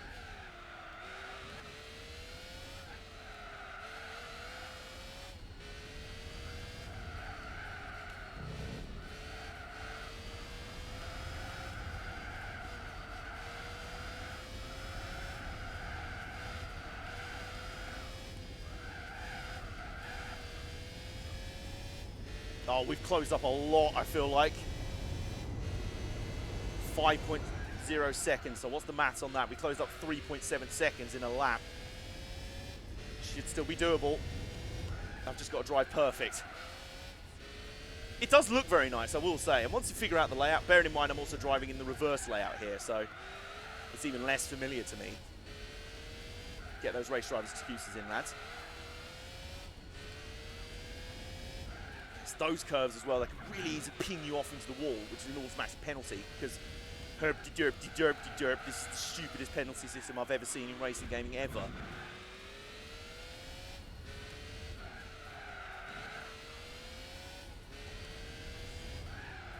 .4 seconds.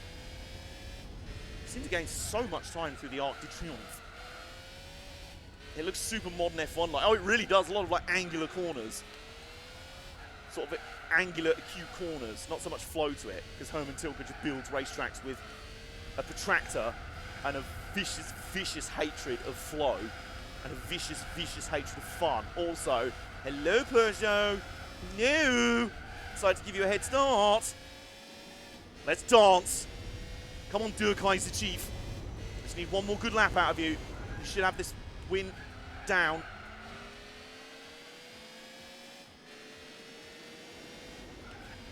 Tell you what, if we're side by side coming out of the final corner, that's going to be, well, he's probably going to win the drag race to the line anyway, but we need to be ahead by then. Okay,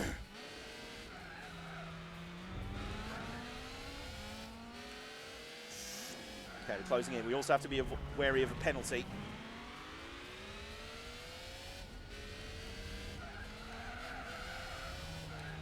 Oh, he's not enjoying the curbs too much either.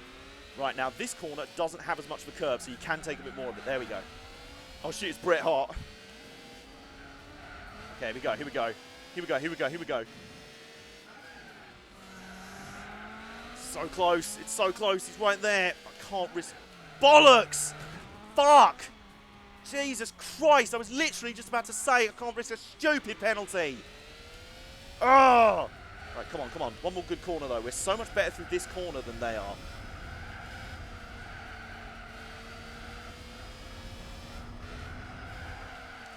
Fuck it.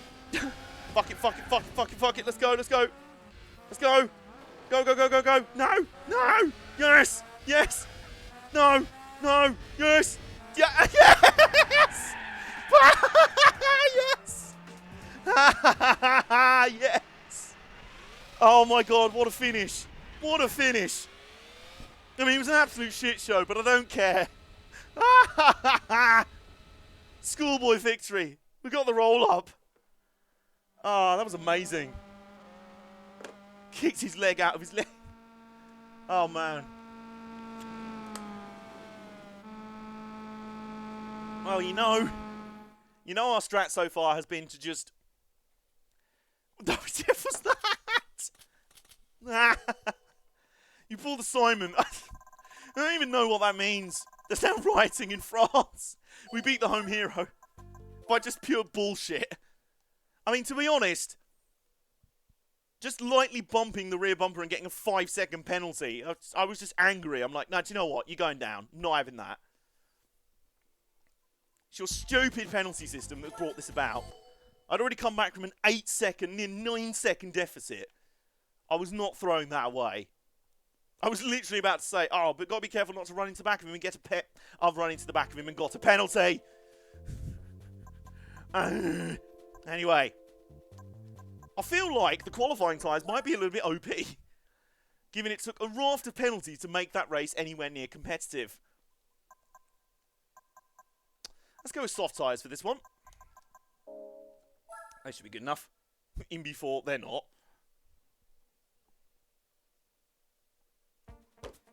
Alright, let's go. Here we go. Up against Renault 5 Maxi. Oh. A different French Group B boy. It's only 9 A-Spec points, this one. And that's even with downgrading soft tyres. Okay, Der Kaiser. This might be a bit of an exhibition bout for you. But to get your confidence back. It's rear-wheel drive. That probably doesn't help the A-Spec point rate, excuse me.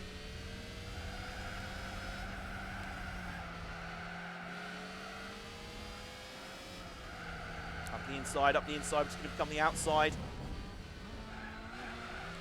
Oh, yeah. Can't stop me!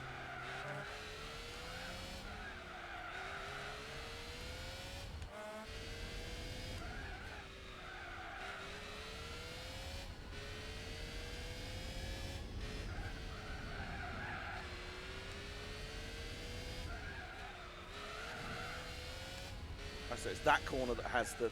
Oh, hello. It's that first hard 90-degree right that has the not much of a curb on the inside. It's the next two that have quite a big curb on the inside. Guess they're out to curb your enthusiasm. Sorry. I deserve that penalty. I deserve that penalty just for the horrendous pun. Yep, okay, I deserve that.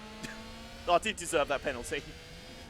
Why? It was a terrible penalty to give. You only brushed the wall. No, did you not hear that joke I just dropped? I deserved it just for that. The penalty. Mike! Mike, can someone give Mike 5 seconds? No, I actually don't. Let's not start another timeout war. Well, where are you? Oh, he's fainting. He's trying to draw the penalty from us. He's trying to draw the penalty from us here. Or just drive us into the wall. Up the inside, same place we passed him on the last lap. Is anyone here getting deja vu? It's like Groundhog Day, every day's the same.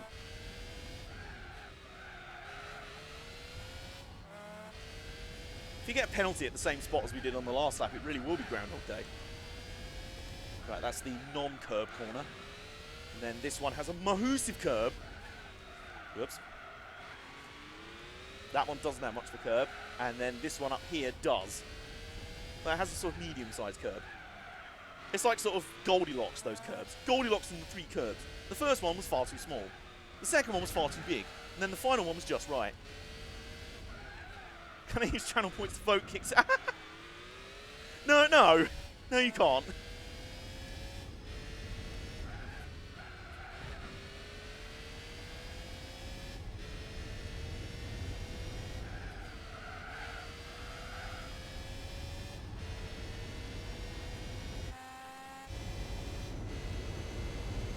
Here we go, right in a rhythm now, and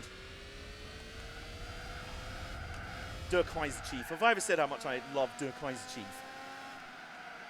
So much so that I actually have a 164 diecast of this car on order to go alongside the R92CP and R390 GT1 diecast I already have sat on my desk, and the Mazda 787B small diecast I have coming as well.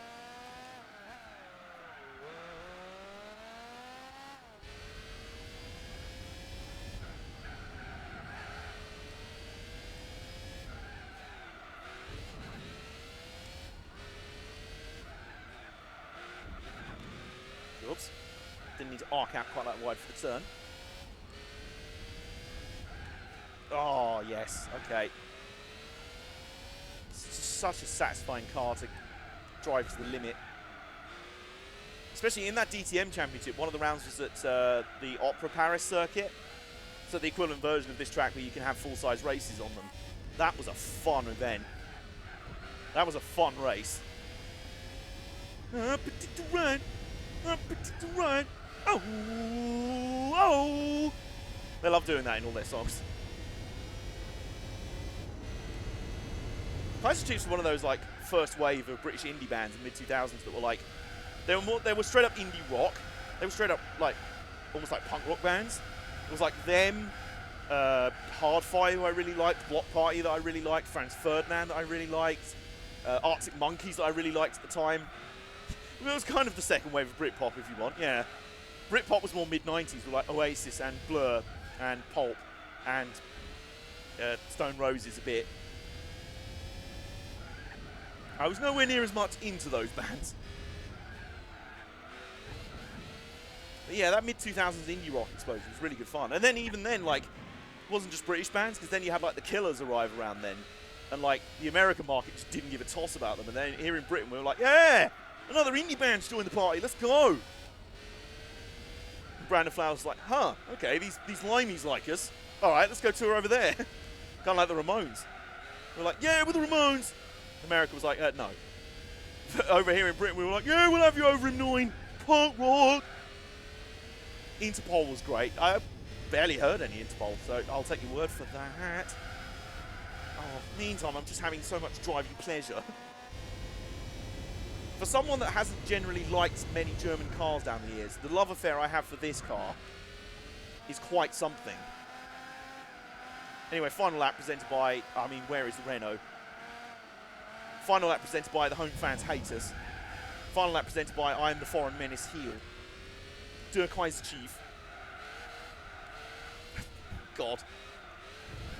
I was about to say final lap presented by this has been a worse invasion of Paris than 1940.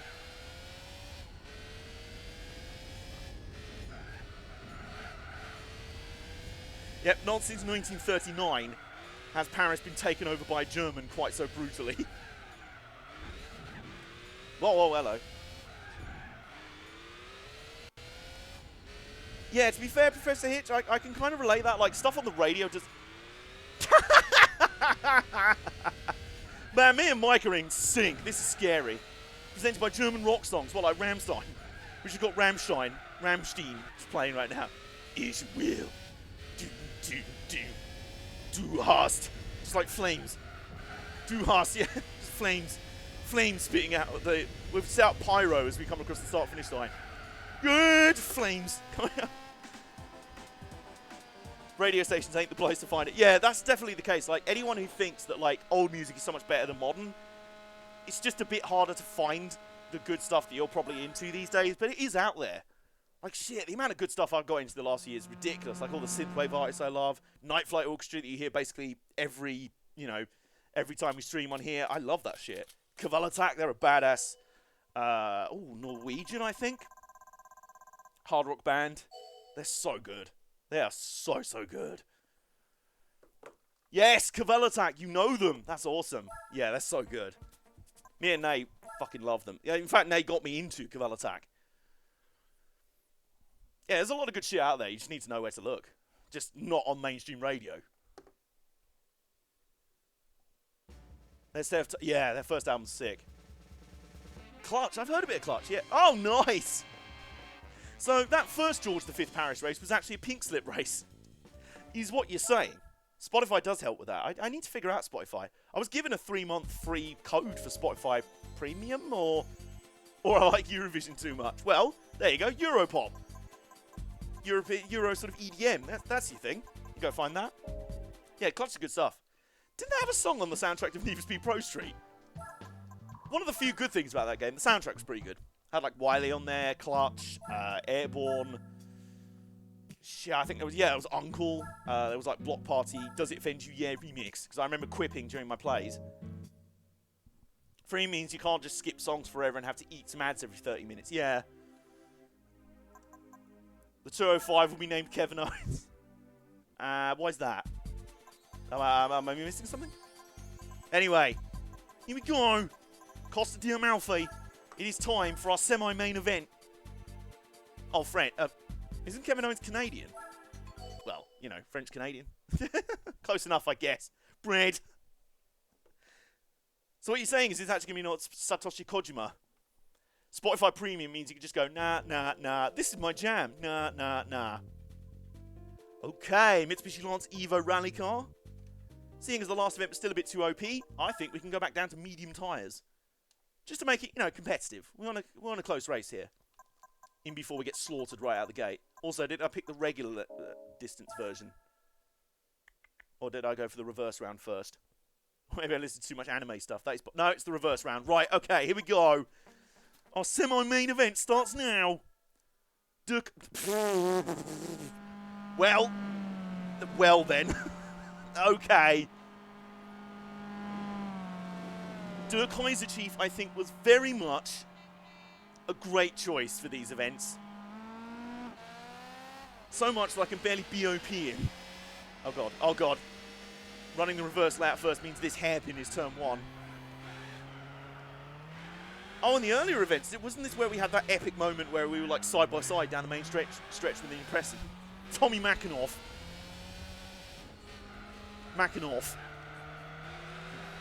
Oh god, the acceleration is real. Oh, the acceleration is real. Oh my god, we go! We just wrecked in midair. So what even? Just time out. What even just happened there? Oh my god, I've just run wide. What? Literally, what just happened? We went side by side with the Evo in midair, and I think the Evo had moved over in the air and crashed into us. We hit the wall in midair, bounced off, and we both landed and spun like 360. And we landed. Man, that was wild. Oh my god. And we've come out of it with the lead. So that was a totally legit pass for the lead, guys. No need to worry about that. And Der Kaiser Chief is now off to leg it. He's out of here. That was a yeet and a half. Yeah, both cars did a kickflip off the house. They really did. Briefly, we brought a bit of Tony Hawk's Pro Skater to Gran Turismo 4. Oh, that's amazing. Is there anything Der Kaiser Chief cannot do? Man, it's almost a shame that I vowed to drive the Mustang in the 92 DTM Fantasy Championship. Because fuck would I love to run this car. But it's literally the most OP car in 1992. It literally won the title. Both drivers and manufacturers. It was literally Mercedes and BMW were the two best cars. And then there was an Opel and some Mustangs and some Audi V8 Quattros, which are sexual sounding. Racing 2020 DTM. There's no cars, there's no game that has the 2020 DTM roster. The closest race room have, I think, is 2016. I think they basically haven't updated the license since whoever it was left, Mercedes left last time.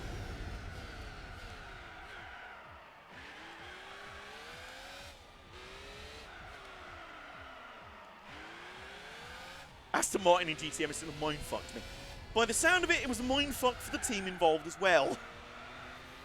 I remember I was at Brands Hatch for the DTM round. I was mostly there for the DTM, but I actually ended up watching the finale of the W Series, the inaugural season of the W Series. That was a lot of fun. That was a great race. I really enjoyed that. But yeah, I was mostly there for DTM just because the race cars were cool. I mean, the car cannot race in DTM. Oh, right.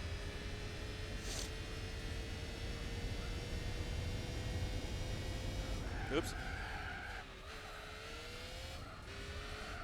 Yeah, Super GT did recently do that. Well, seeing as Aston Martin collaborates with AMG, they could be seen as a Mercedes substitute. They could. Imagine that, the plot twist. The Astons come back as a full factory effort with support from Mercedes, even though Mercedes themselves don't want to enter DTM anymore. Wild. BMW versus Aston Martin as the DTM field. What is going on? You know who else also needs to come make a comeback? Alfa Romeo.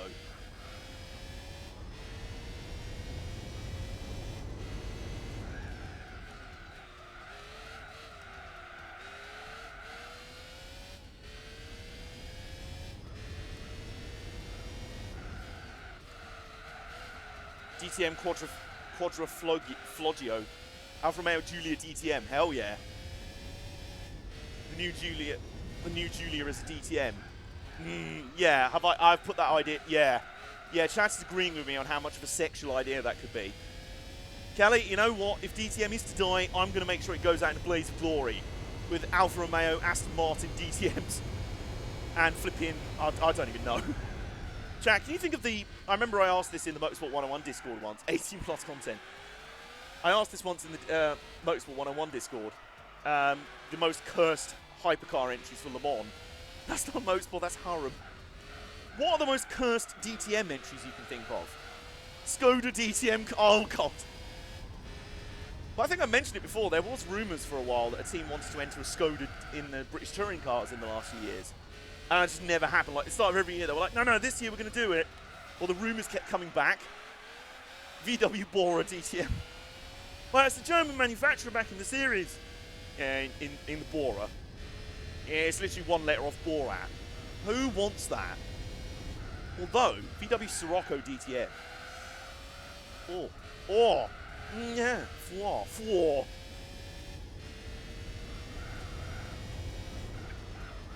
Daihatsu DTM. Daihatsu DTM. I love that. Wouldn't that be a TCR car? Well, basically. A TCR car with a, like, 600 horsepower turbo engine. And rear-wheel drive. Meantime, can we just appreciate the fact that we're barely halfway through the race and we're already nearly 20 seconds up on our opponent? The Royal Nanny DTM. Would I say BTCC is looking in better shape than DTM right now? Oh, absolutely. Absolutely. DTM can survive on BTCC can survive on independent entries. They're introducing the hybrid systems in a very smart way. They're giving teams plenty of time to like cost them up and everything, and they should be affordable off-the-shelf systems. Plenty of entries at the moment. It's all good. There's still a good 3 or 4 manufacturer entries in British touring cars, plus a load of independents. And the spec of cars that they run mean that independent teams can build their own cars and not go bankrupt and still be competitive. That's the problem with DTM. You basically can't enter an independent car. It has to be manufacturer entries, and the manufacturers for the last few years have, well, for a long time, they've had to put up like 6 to 8 entries each. And in Super GT with Class 1, now that DTM have adopted Class 1 rigs, they're like, yeah, it works for Super GT. Well, Super GT, the manufacturers are happy to invest way more. And also, they're not entering as many cars because Super GT is a multi-class series. So you've got, there's an ice cream van outside. You've not got an ice cream van in DTM. They probably will need an ice cream van DTM. There you go. Daihatsu Touring Meister whatever. But yeah, in Super GT, the manufacturers can pour more money into the individual entries because, you know, they just want to. And there's less entries per manufacturer in the GT500 class because it's multi-class, so the rest of the field can be padded out with the GT300 field. Same way that in like Le Mans, you always have LMP1, doesn't have that many entries, but it doesn't matter because you've got LMP2 in GT classes and everything, so... Dang hit touring mashed potato. Sirocco makes a great touring car. Have they made a TCR car of the Sirocco? No, I know the VW Golf or Polo is their TCR car.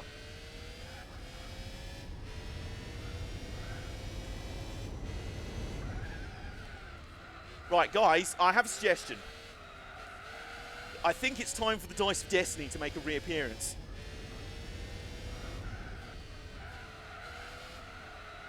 I think it is very much time for the Dice of Destiny to make a reappearance. Because we are going to end up beating this Evo by 30 seconds. And the next, the rerun, the run it back fight is going to be on the regular version of this track, which I know even better. So I feel like we're going to introduce the Dice of Destiny to decide what time difference we start with in the next race. There are recently some independent Saabs in Rallycross. I seem to recall those. I love shit like that. I one day will put together the Cursed Motorsport Hall of Fame. The dice return. Hell yeah. You could say it's time to re-roll the dice. Anyway.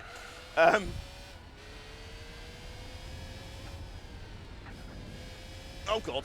Oh, no. Yeah, we're going to be over 30 seconds ahead of the Evo. I saw live RX-8 rallycrossing. Like, WTF being a good way. Yeah. That's what I like as well. Like, everyone hated the Long Boy and the Delta Wing and everything. The 00 Arca car. What one's that? Is it, like, sponsored by, like, Babe Station or something?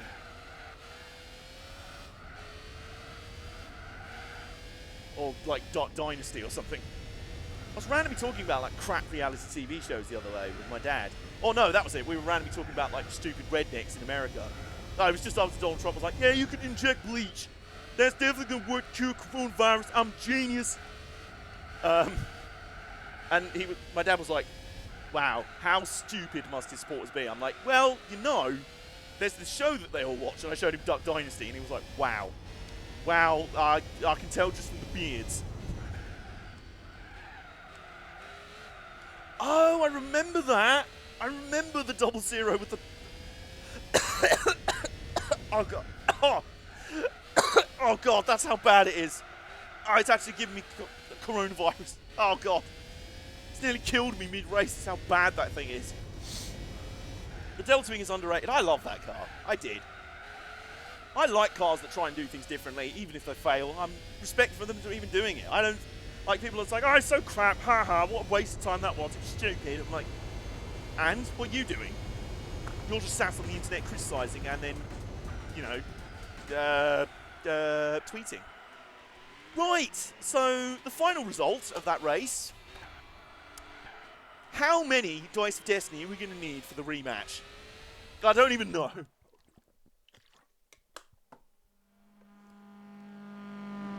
We all over Jeff. The GTR LM is still king even though it's massively uncompetitive. The thing was, they didn't have a chance to make it work. Like, they were like, yeah, we're going to enter in the WEC this year. It's not finished, but yeah. Maybe we'll just enter it at Le Mans, yeah. It's still not finished by Le Mans, so it's basically working with half the horsepower and not properly functioning. So it was a bit rubbish. Now, we're going to go take the rest of the year off. We'll be back next year. Yeah, it'll be amazing. And we cancelled the project and fired everyone on Christmas Day. Well, 3 days before Christmas Day. Mark Martin's car for the race in the 90s where half the body fell off and replaced with random shit. Yeah. Oh my God. Oh, damn it. Is there a rewind function? Arse. There's no rewind function. I wanted to see the replay of that. The replay of that first lap. Right. So the time difference at the last checkpoint was just over 30 seconds. So 6, 12, 18, 24, 30. 6 Dice of Destiny could give a maximum time differential of 36 seconds for the rematch, for the second leg of this race. So, yeah, here goes. 1, 2, 3, 4, 5, 6. Yep, here goes. If you're new around here, by the way, the Dice of Destiny are what I use to make random RNG decisions in games, including if I'm massively OP in the first round of a series in this, I use these to decide what time difference I put up to basically start and give the opponents a head start in the next race, if that makes sense. So, here we go. Here goes. Here we go. Well, there's some big numbers in there. Okay, 5, 10, 15, 21, 22, 23, 24, 25 seconds to the Renault 5 Turbo, which we kind of smacked all over Opera Paris, so... Right, 25 seconds. Oh, we did kind of skip the replay. Whoops, okay. We clipped it at least. So, here goes.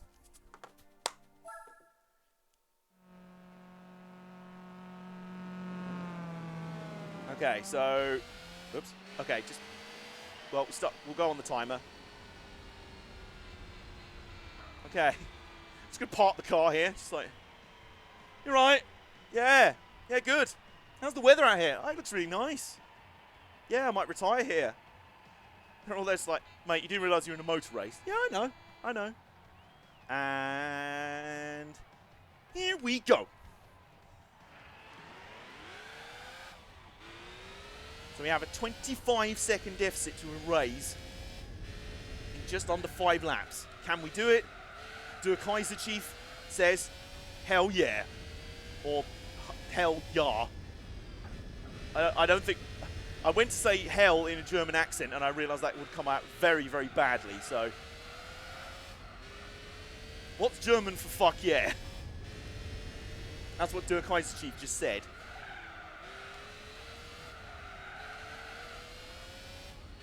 .9 seconds. We've already taken 3 seconds off in the first sector. Schnitzel. Is that the only German you know, Super Mike? Because that's basically the only German I know. I remember doing an event out in Germany and all the food was some sort of schnitzel variant. But out there was some of the most amazing food. The restaurant we went to on the last night of the trip was, Beautiful stuff. And some of their Pilsner beers. Lovely. I would happily go back to Germany. In fact, I do. It's been a bucket list event of mine for a long time to do the not. Oh God. Oh, I've just had an idea. Oh God. I've kind of got it in my head that in this weird year of motorsport, where everything's going to be compressed, I already had an idea to try and do as much of the BTCC calendar as possible. Fick ja. Oh, don't crash into that wall. Yeah, I want to try and do as much of the BTCC calendar as possible, because this is, let's face it, this is going to be the only year in history where the calendar's going to be this bonkers. I could do the Norris Ring in Germany. I've always wanted to go to the Norris Ring. That's been a bucket list thing of mine. Okay, so after the first lap, we started with a 25-second deficit.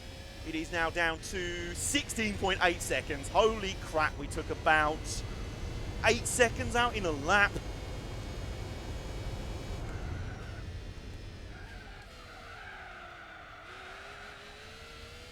Lando Ring. I know an ambulance is called Krankenwagen. Is it now? I also know that engine blow up, I think it's called Kurbelwellenlager. Because I think everyone on F1 Twitter knows that now.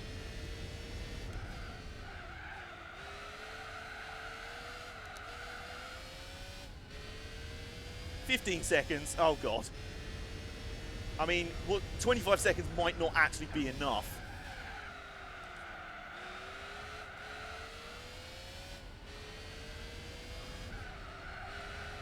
Remember, we do still have to, the main challenge around here is we're still going to have to pass.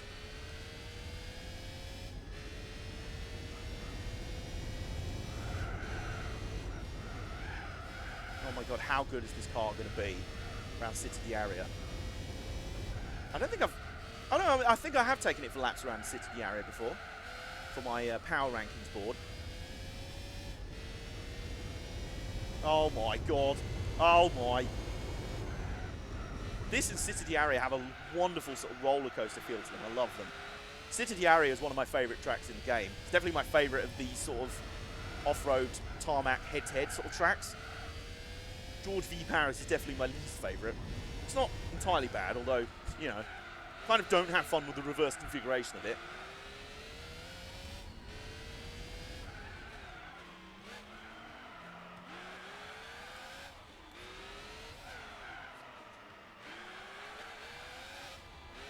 Okay, so we're on the same straight after 2 laps, and oh my God, we've taken the best part of 17 seconds out of the poor Renault 5's lead.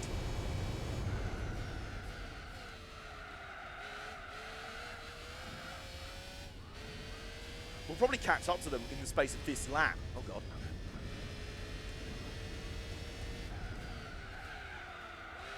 It feels good to be back racing on tarmac though, I've got to say. For tarmac specialist over here, this feels good. Whoops. Oh. He says, immediately cocking up a braking point.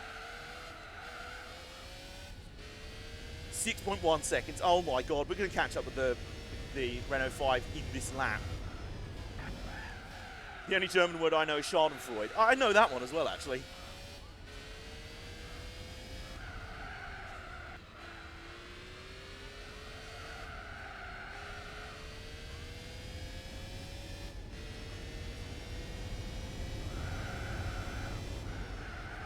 No more stupid off-road, hell yeah. Well, I'll still have to do them myself, but at least we know how to just hack them. And I'm still having way more fun, and I hope that's translating to more fun for you guys doing this, even if Der Kaiserchief is pretty OP, versus still grinding through those dirt races. Anyway, we are already up behind the Renault 5. There it is. Yeah, it's there. Plus, Der Kaiserchief is just so endlessly fun to drive. Also, in a Assetto Corsa, which is great. I just need to set up my wheel and everything to get working properly with a Assetto Corsa. I think I'm mostly there. Hello. Now, I'm the guy you saw at the start and then decided to have a nap to give you a head start. That's kind of not worked.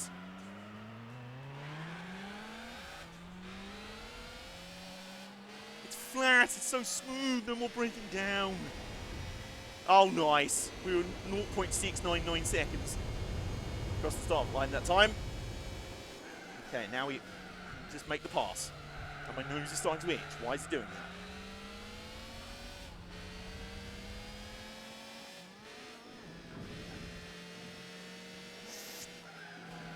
Oh, go on, turn in, turn in. Oops. He tried turning in and shutting the door, but I had most of my body through it by then. What the... Bloody hell, that cameraman on the inside caught me out. There needs to be better crowd control at these events, I've got to say. Oh, God. Oh, my God. What the... Alright, the Renault 5 tried to get revenge there. He just yeeted us going up the hill. Just out of sheer frustration that we've patronised him. We've condescended. We've condescended to him with a 25-second head start, and we've still caught him and passed him midway through lap 4. So that was just him being petty. I can understand it. I almost respect it. Maybe respect's the wrong word, but I can relate. Says the guy who, whenever he was losing in a rally event, in other events in this game, just would send it straight full speed T-boning into my opponent. So I can't really say anything in that regard. MG Metro 6R4, hell yeah. Clio V6 basically a modern road going Renault 5. Yeah, there were some bonkers little Group B cars back then. The Metro 6R4, if I remember rightly, the V6 was basically a Rover V8 with 2 cylinders locked off the end. MG was 4-wheel drive, 5 turbo was rear-wheel drive. Clio is rear-wheel drive too. Ford Shogun, was the Ford Shogun a Group B car? Meantime, final lap presented by, oh dear, presented by Twitch, probably going to ban this for NSFW content. Dua Kaiserjeep has put such a whipping on the poor Renault.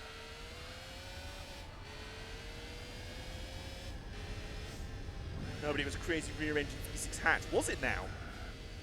Intriguing. I mean, also terrifying sounding, but intriguing.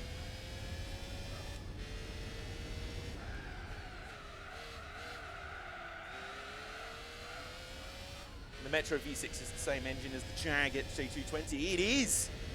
Shows how bananas that is. That a rally engine went straight into the back of a supercar capable of going over 220 miles an hour. I don't think this Renault 5's engine is going to go on something similar.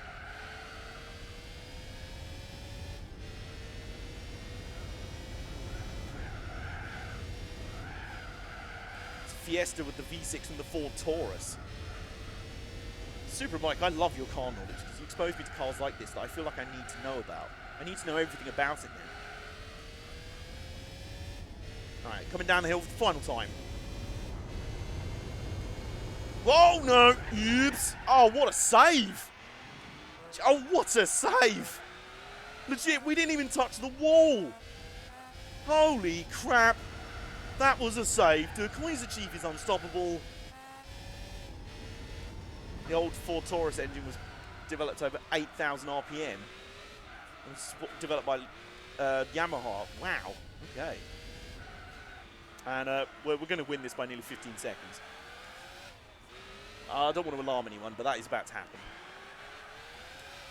So, hang on a sec. We started with a 25-second deficit, and we're about to win by the best part of 15 seconds. So, overall, we were 40 seconds faster. Der Kaiserjeep is taking this one to the bank. Not so much taking it to the bank as staging an armed robbery with shotguns.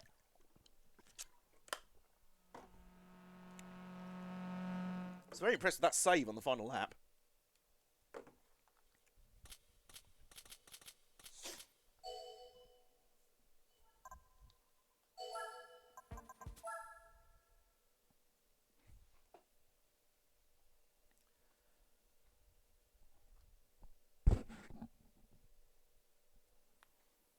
Meantime, what have we got as prize car for this? It's something very good, if I remember rightly. Oh, it's the Ford Ford RS200 rally car. Nice. Okay. Right, that is very cool. So, are we ready for our main event of the streaming? My God. No judgment, dude. Look, you know, No judgment, just don't do a tailpipe man on her. Just don't do that. Oh, we're so close to 50% completion as well. Do you get a prize card for 50% completion? I feel like you do. Is it the Jag XJ220? Right. Anyway, we're here at the main... I'm not that stupid. Good, I'm just checking. So we've arrived at the main event of the streaming. It is a street race, a special conditions event held over 2 rounds in the Gran Turismo 4 Rally Division. Introducing first, fighting out of the red and black and silver corner, a German competitor, a DTM racer, weighing in at 980 kilograms with 380 horsepower, Der Kaiser Chief. That was my best Bruce Buffer impression. It wasn't very good, I'm aware. Oh, the XJR9, that's what I meant to say. Der Kaiser Chief. And we're up against the Subaru Impreza rally car. So our nemesis from the off-road events. Motherfucker's going down. 8 A-spec points. Wow, okay.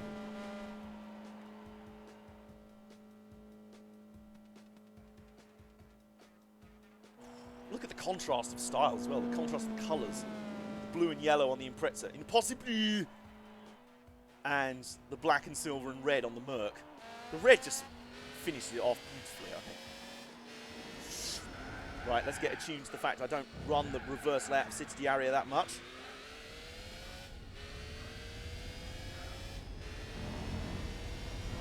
This downhill section is very tense. I'm afraid to take the first lap to just reacquaint yourself here. Whoa! Rear end got very loose there. We veered off, nearly hit the door. The Impreza is still not getting away. How's it feel to have the shoe on the other foot now? Tables have turned now, motherfucker. Oh yeah, this is where the AI just go flat out through that uphill and just bounce off the wall. Bounce off that building. There's a massive Super Impreza shaped dent in the brickwork on that building. This is the sort of turning that, this is the sort of course that Der Kaiser Chief loves, though.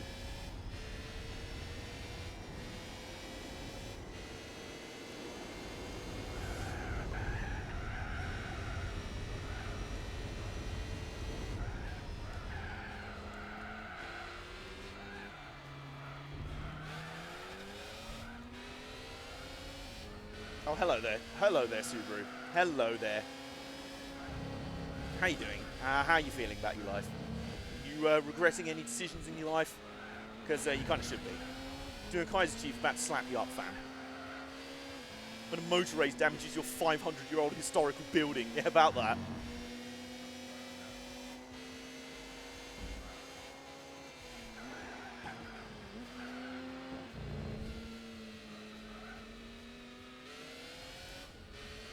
Anyway, doesn't matter. Just gonna make this race marginally more interesting. Oh, had to jump on the brakes hard there, the bottom of the hill. Out to in. The difficult part about this track is where to pass. Got a good run off that corner though. We're in the slipstream. Is this track 2 cars wide? It is now! Oh god, oh no, we're about to get sent, aren't we? Oops, we've just done it ourselves though. Oh, but you know what? Do you know what? We're just going to block the fuck out of the Impreza. If he's not going to get a penalty for that, and I am, that's how I'm going to treat it. And there's not a damn thing you can do about it. Anyway, see you later, Impreza. I'm out of here. I remember watching a rally race where a Subaru went through the side of someone's house. Is it Colin McRae? It's like, if in doubt, flat out. Yeah, not flat out through my house. You mad Scottish bastard. Well, I was flat out. I had to try and win the rally. But my literal house! It's just an Impreza-shaped hole in the wall.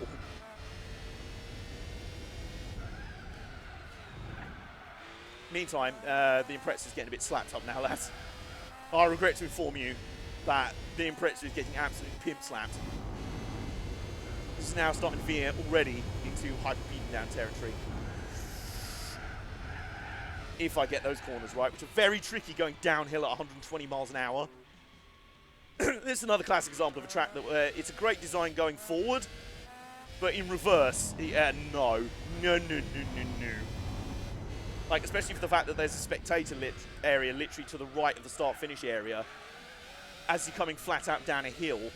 And if you miss it to the right, you'll just plough straight into a building and a crowd of people and explode in a fireball. You know, that doesn't sound like PC safety-crazed world to me. That just sounds like, why are we doing this? That is not common sense in any way, shape, or form.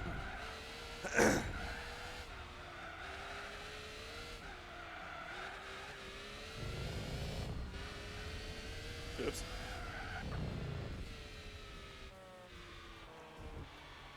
This race is clearly being rigged just to try and keep the Impreza competitive. I see. There you are again. You're right back. It's like, no, it's still competitive, mate. I'm still completely right behind you, just completely legitimately on pace. Nothing else. There's no other reason.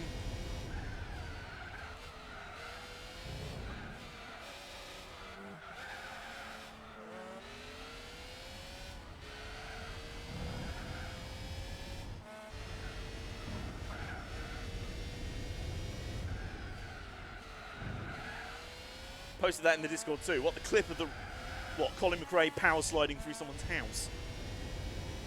Just accidentally crashes into their back garden and then it's like, sorry. Just power slides in their kitchen. Nicky Chris like, I'm not going to lie, I don't have pace notes for this bit. 30, long 4 right through patio. 30, care, hard 1 hairpin left into living room. Care, long 3 right, out the front door and down driveway. Not Colin McRae. Oh.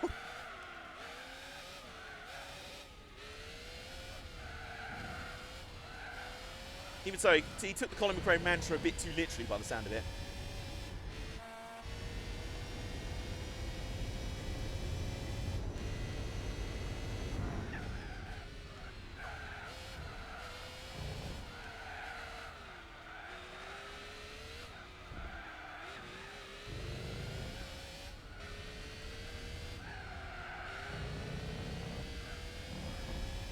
So, yeah. Lap without any penalties, and where's the Impreza? He is absolutely nowhere. How many fans does he have? None at all. And how badly, and what has he done to his chances of winning this race? He has spaffed them up the wall.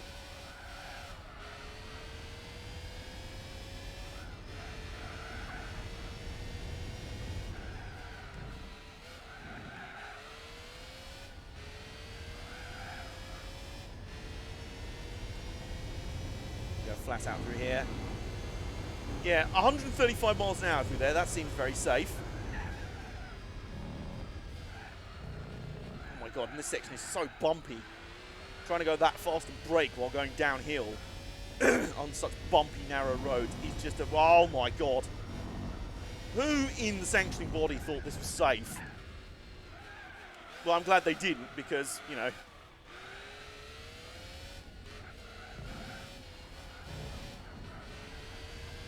Meantime, we might need to, well, we will need to deploy the Dice of Destiny for the final race of today's stream, which is going to go nearly 4 hours. Wow, that's how much of a slog those flipping rally events were. So at the moment, the Impreza is about 7.5 seconds down the road. So that puts us in range for 2 Dice of Destiny, 2 Die of Destiny.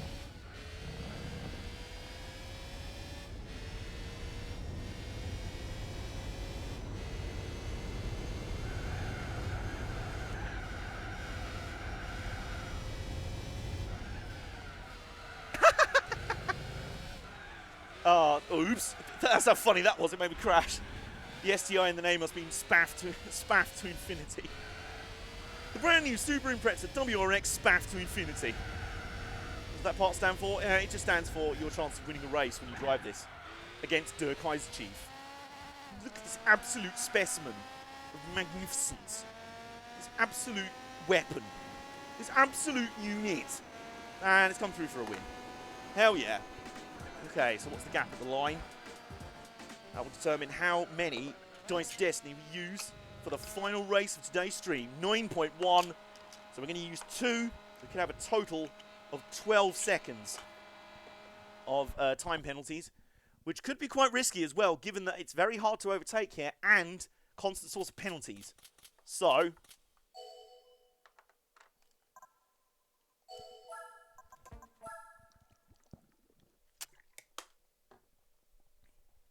you guys ready for the final race of today's stream? And then I'm going to make myself some dinner, which is probably going to be some pizza or something. And probably raid Bacho's channel if he's still streaming. Maximum Bacho.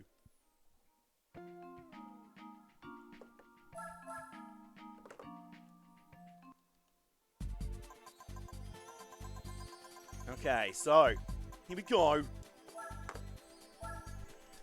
Could have up to 12 seconds of time penalties for this round. Here we go. We will start with a time penalty of 8 seconds. Okay.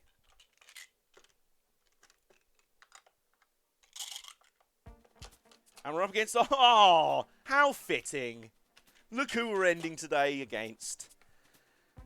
Our nemesis from earlier. Our source of so much rage and disgust earlier. It seems fitting in a way. We ready to do this? Because I sure am. Let's do it. Okay. 8 seconds. Have to give him an 8-second head start here. Hell yeah. You ready for the final race of the stream? Give me a hell yeah. Okay, here we go.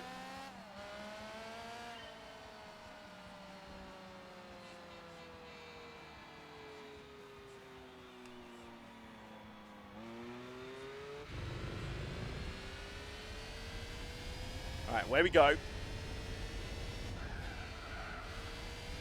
Whoops.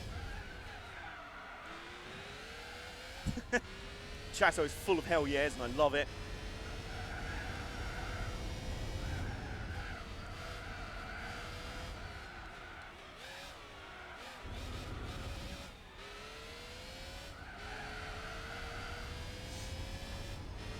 Meantime, what's the gap going to be at the first checkpoint? 5.1. Oh my Christ. Oh my word. Oh my God. The quarterback is already... He's not quite on toast yet, but he is being covered in bread, in bread, covered in butter and jam, and about to be toasted. The quarterback is about to be toast.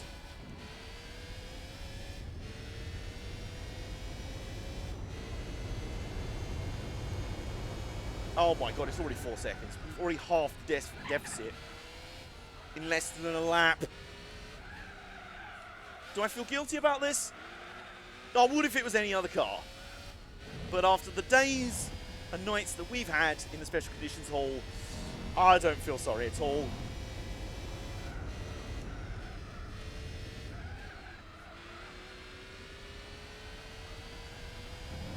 In fact, there's the Evo. It's 3.2 seconds. We gained the best part of 5 seconds in one lap. Oh my God, that was close. Nearly flew into a concrete wall at 120 mile an hour. Not a pro gamer move. Actually, it probably is. Yeah, no, actually, it is a pro gamer move. It's not a pro racer move. That's what I meant.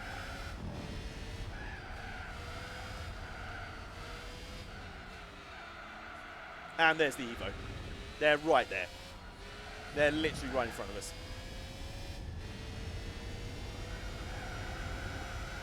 Are we going to... Oh, my God. Bye. Oh, my God. That was close. That was close. That was close. That was close. That was very scary. Poo may have just exited my bomb hole there. Some slight poo may have extracted itself from my rear end there. But it doesn't matter. I'll see you tomorrow, Resi. I didn't realise he was still awake. Fair play. Thank you for hanging out today. I hope you've had a fun time, as usual. Toast.exe loading. Yeah, I think we can safely declare the quarterback is now toast. Wow. An 8-second time deficit. Did nothing. Alright, okay, so what we're going to see now is the it's time to go home stint. Try not to have nightmares of Ice Arena.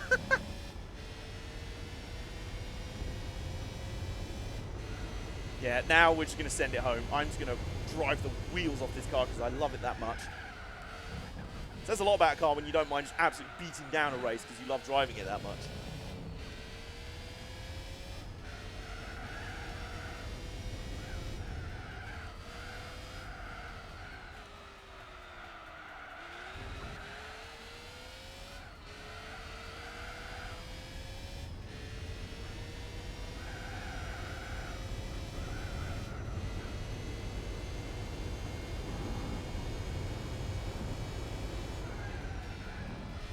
Wow, it's the poor Evo. I say the poor Evo. Yeah, you've got to feel sorry for it now. He's now the victim of a hyper beat him down. He's now already as far back as the Impreza was at the end of the last race. Yikes. Der Kaiser Chief takes no prisoners.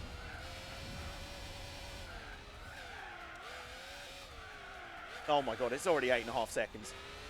We've literally gone from giving him an 8.5 second head start to now being ahead by 8.5 seconds, 3/4 of the way through lap 3. I thought Der Kaiser Chief would be a good shout for this event. I didn't know quite how good a choice.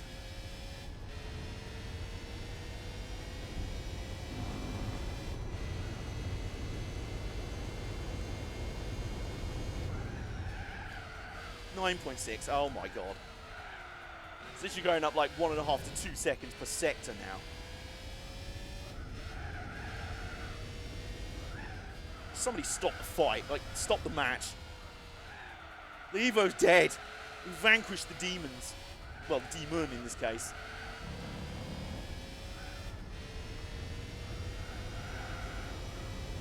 This track will be extremely fun in a modern sim game. I wonder if someone's modded this for Assetto Corsa. There's been a lot of random like city-style maps and that added into Assetto Corsa recently. Like the whole, I need to find that. What's it called? Like Tokyo Highway or something. That map for AC.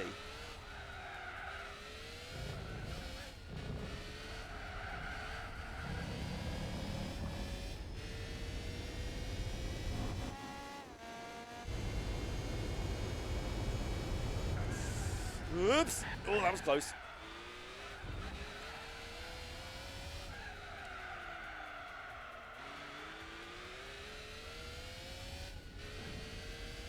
Okay. Oh my god, it's now 14 seconds. Oh Christ. Fans in the crowd are like holding their head in their hands like, someone please stop the fight. The poor Evo is just bloodied and bruised and got a broken nose and is in danger of suffering brain damage. But Der Kaiser Chief cares not. Der Kaiser Chief came here to do a job, and it will not stop until it is done. Which should be in about just under a lap's time. Final lap presented by... He's already dead, Jim. Final lap presented by... This is just inhumane right now. I'm pretty sure this is actually against the Geneva Convention. It's certainly against Twitch Terms of Service.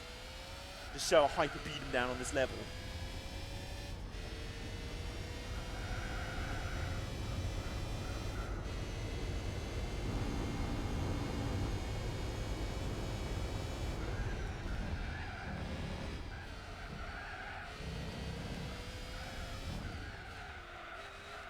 Car just handles like such a dream. For a car with only 380 horsepower, I say only 380. For only 380 horsepower car, this doesn't half go like the clappers. It accelerates something raucous. Oops.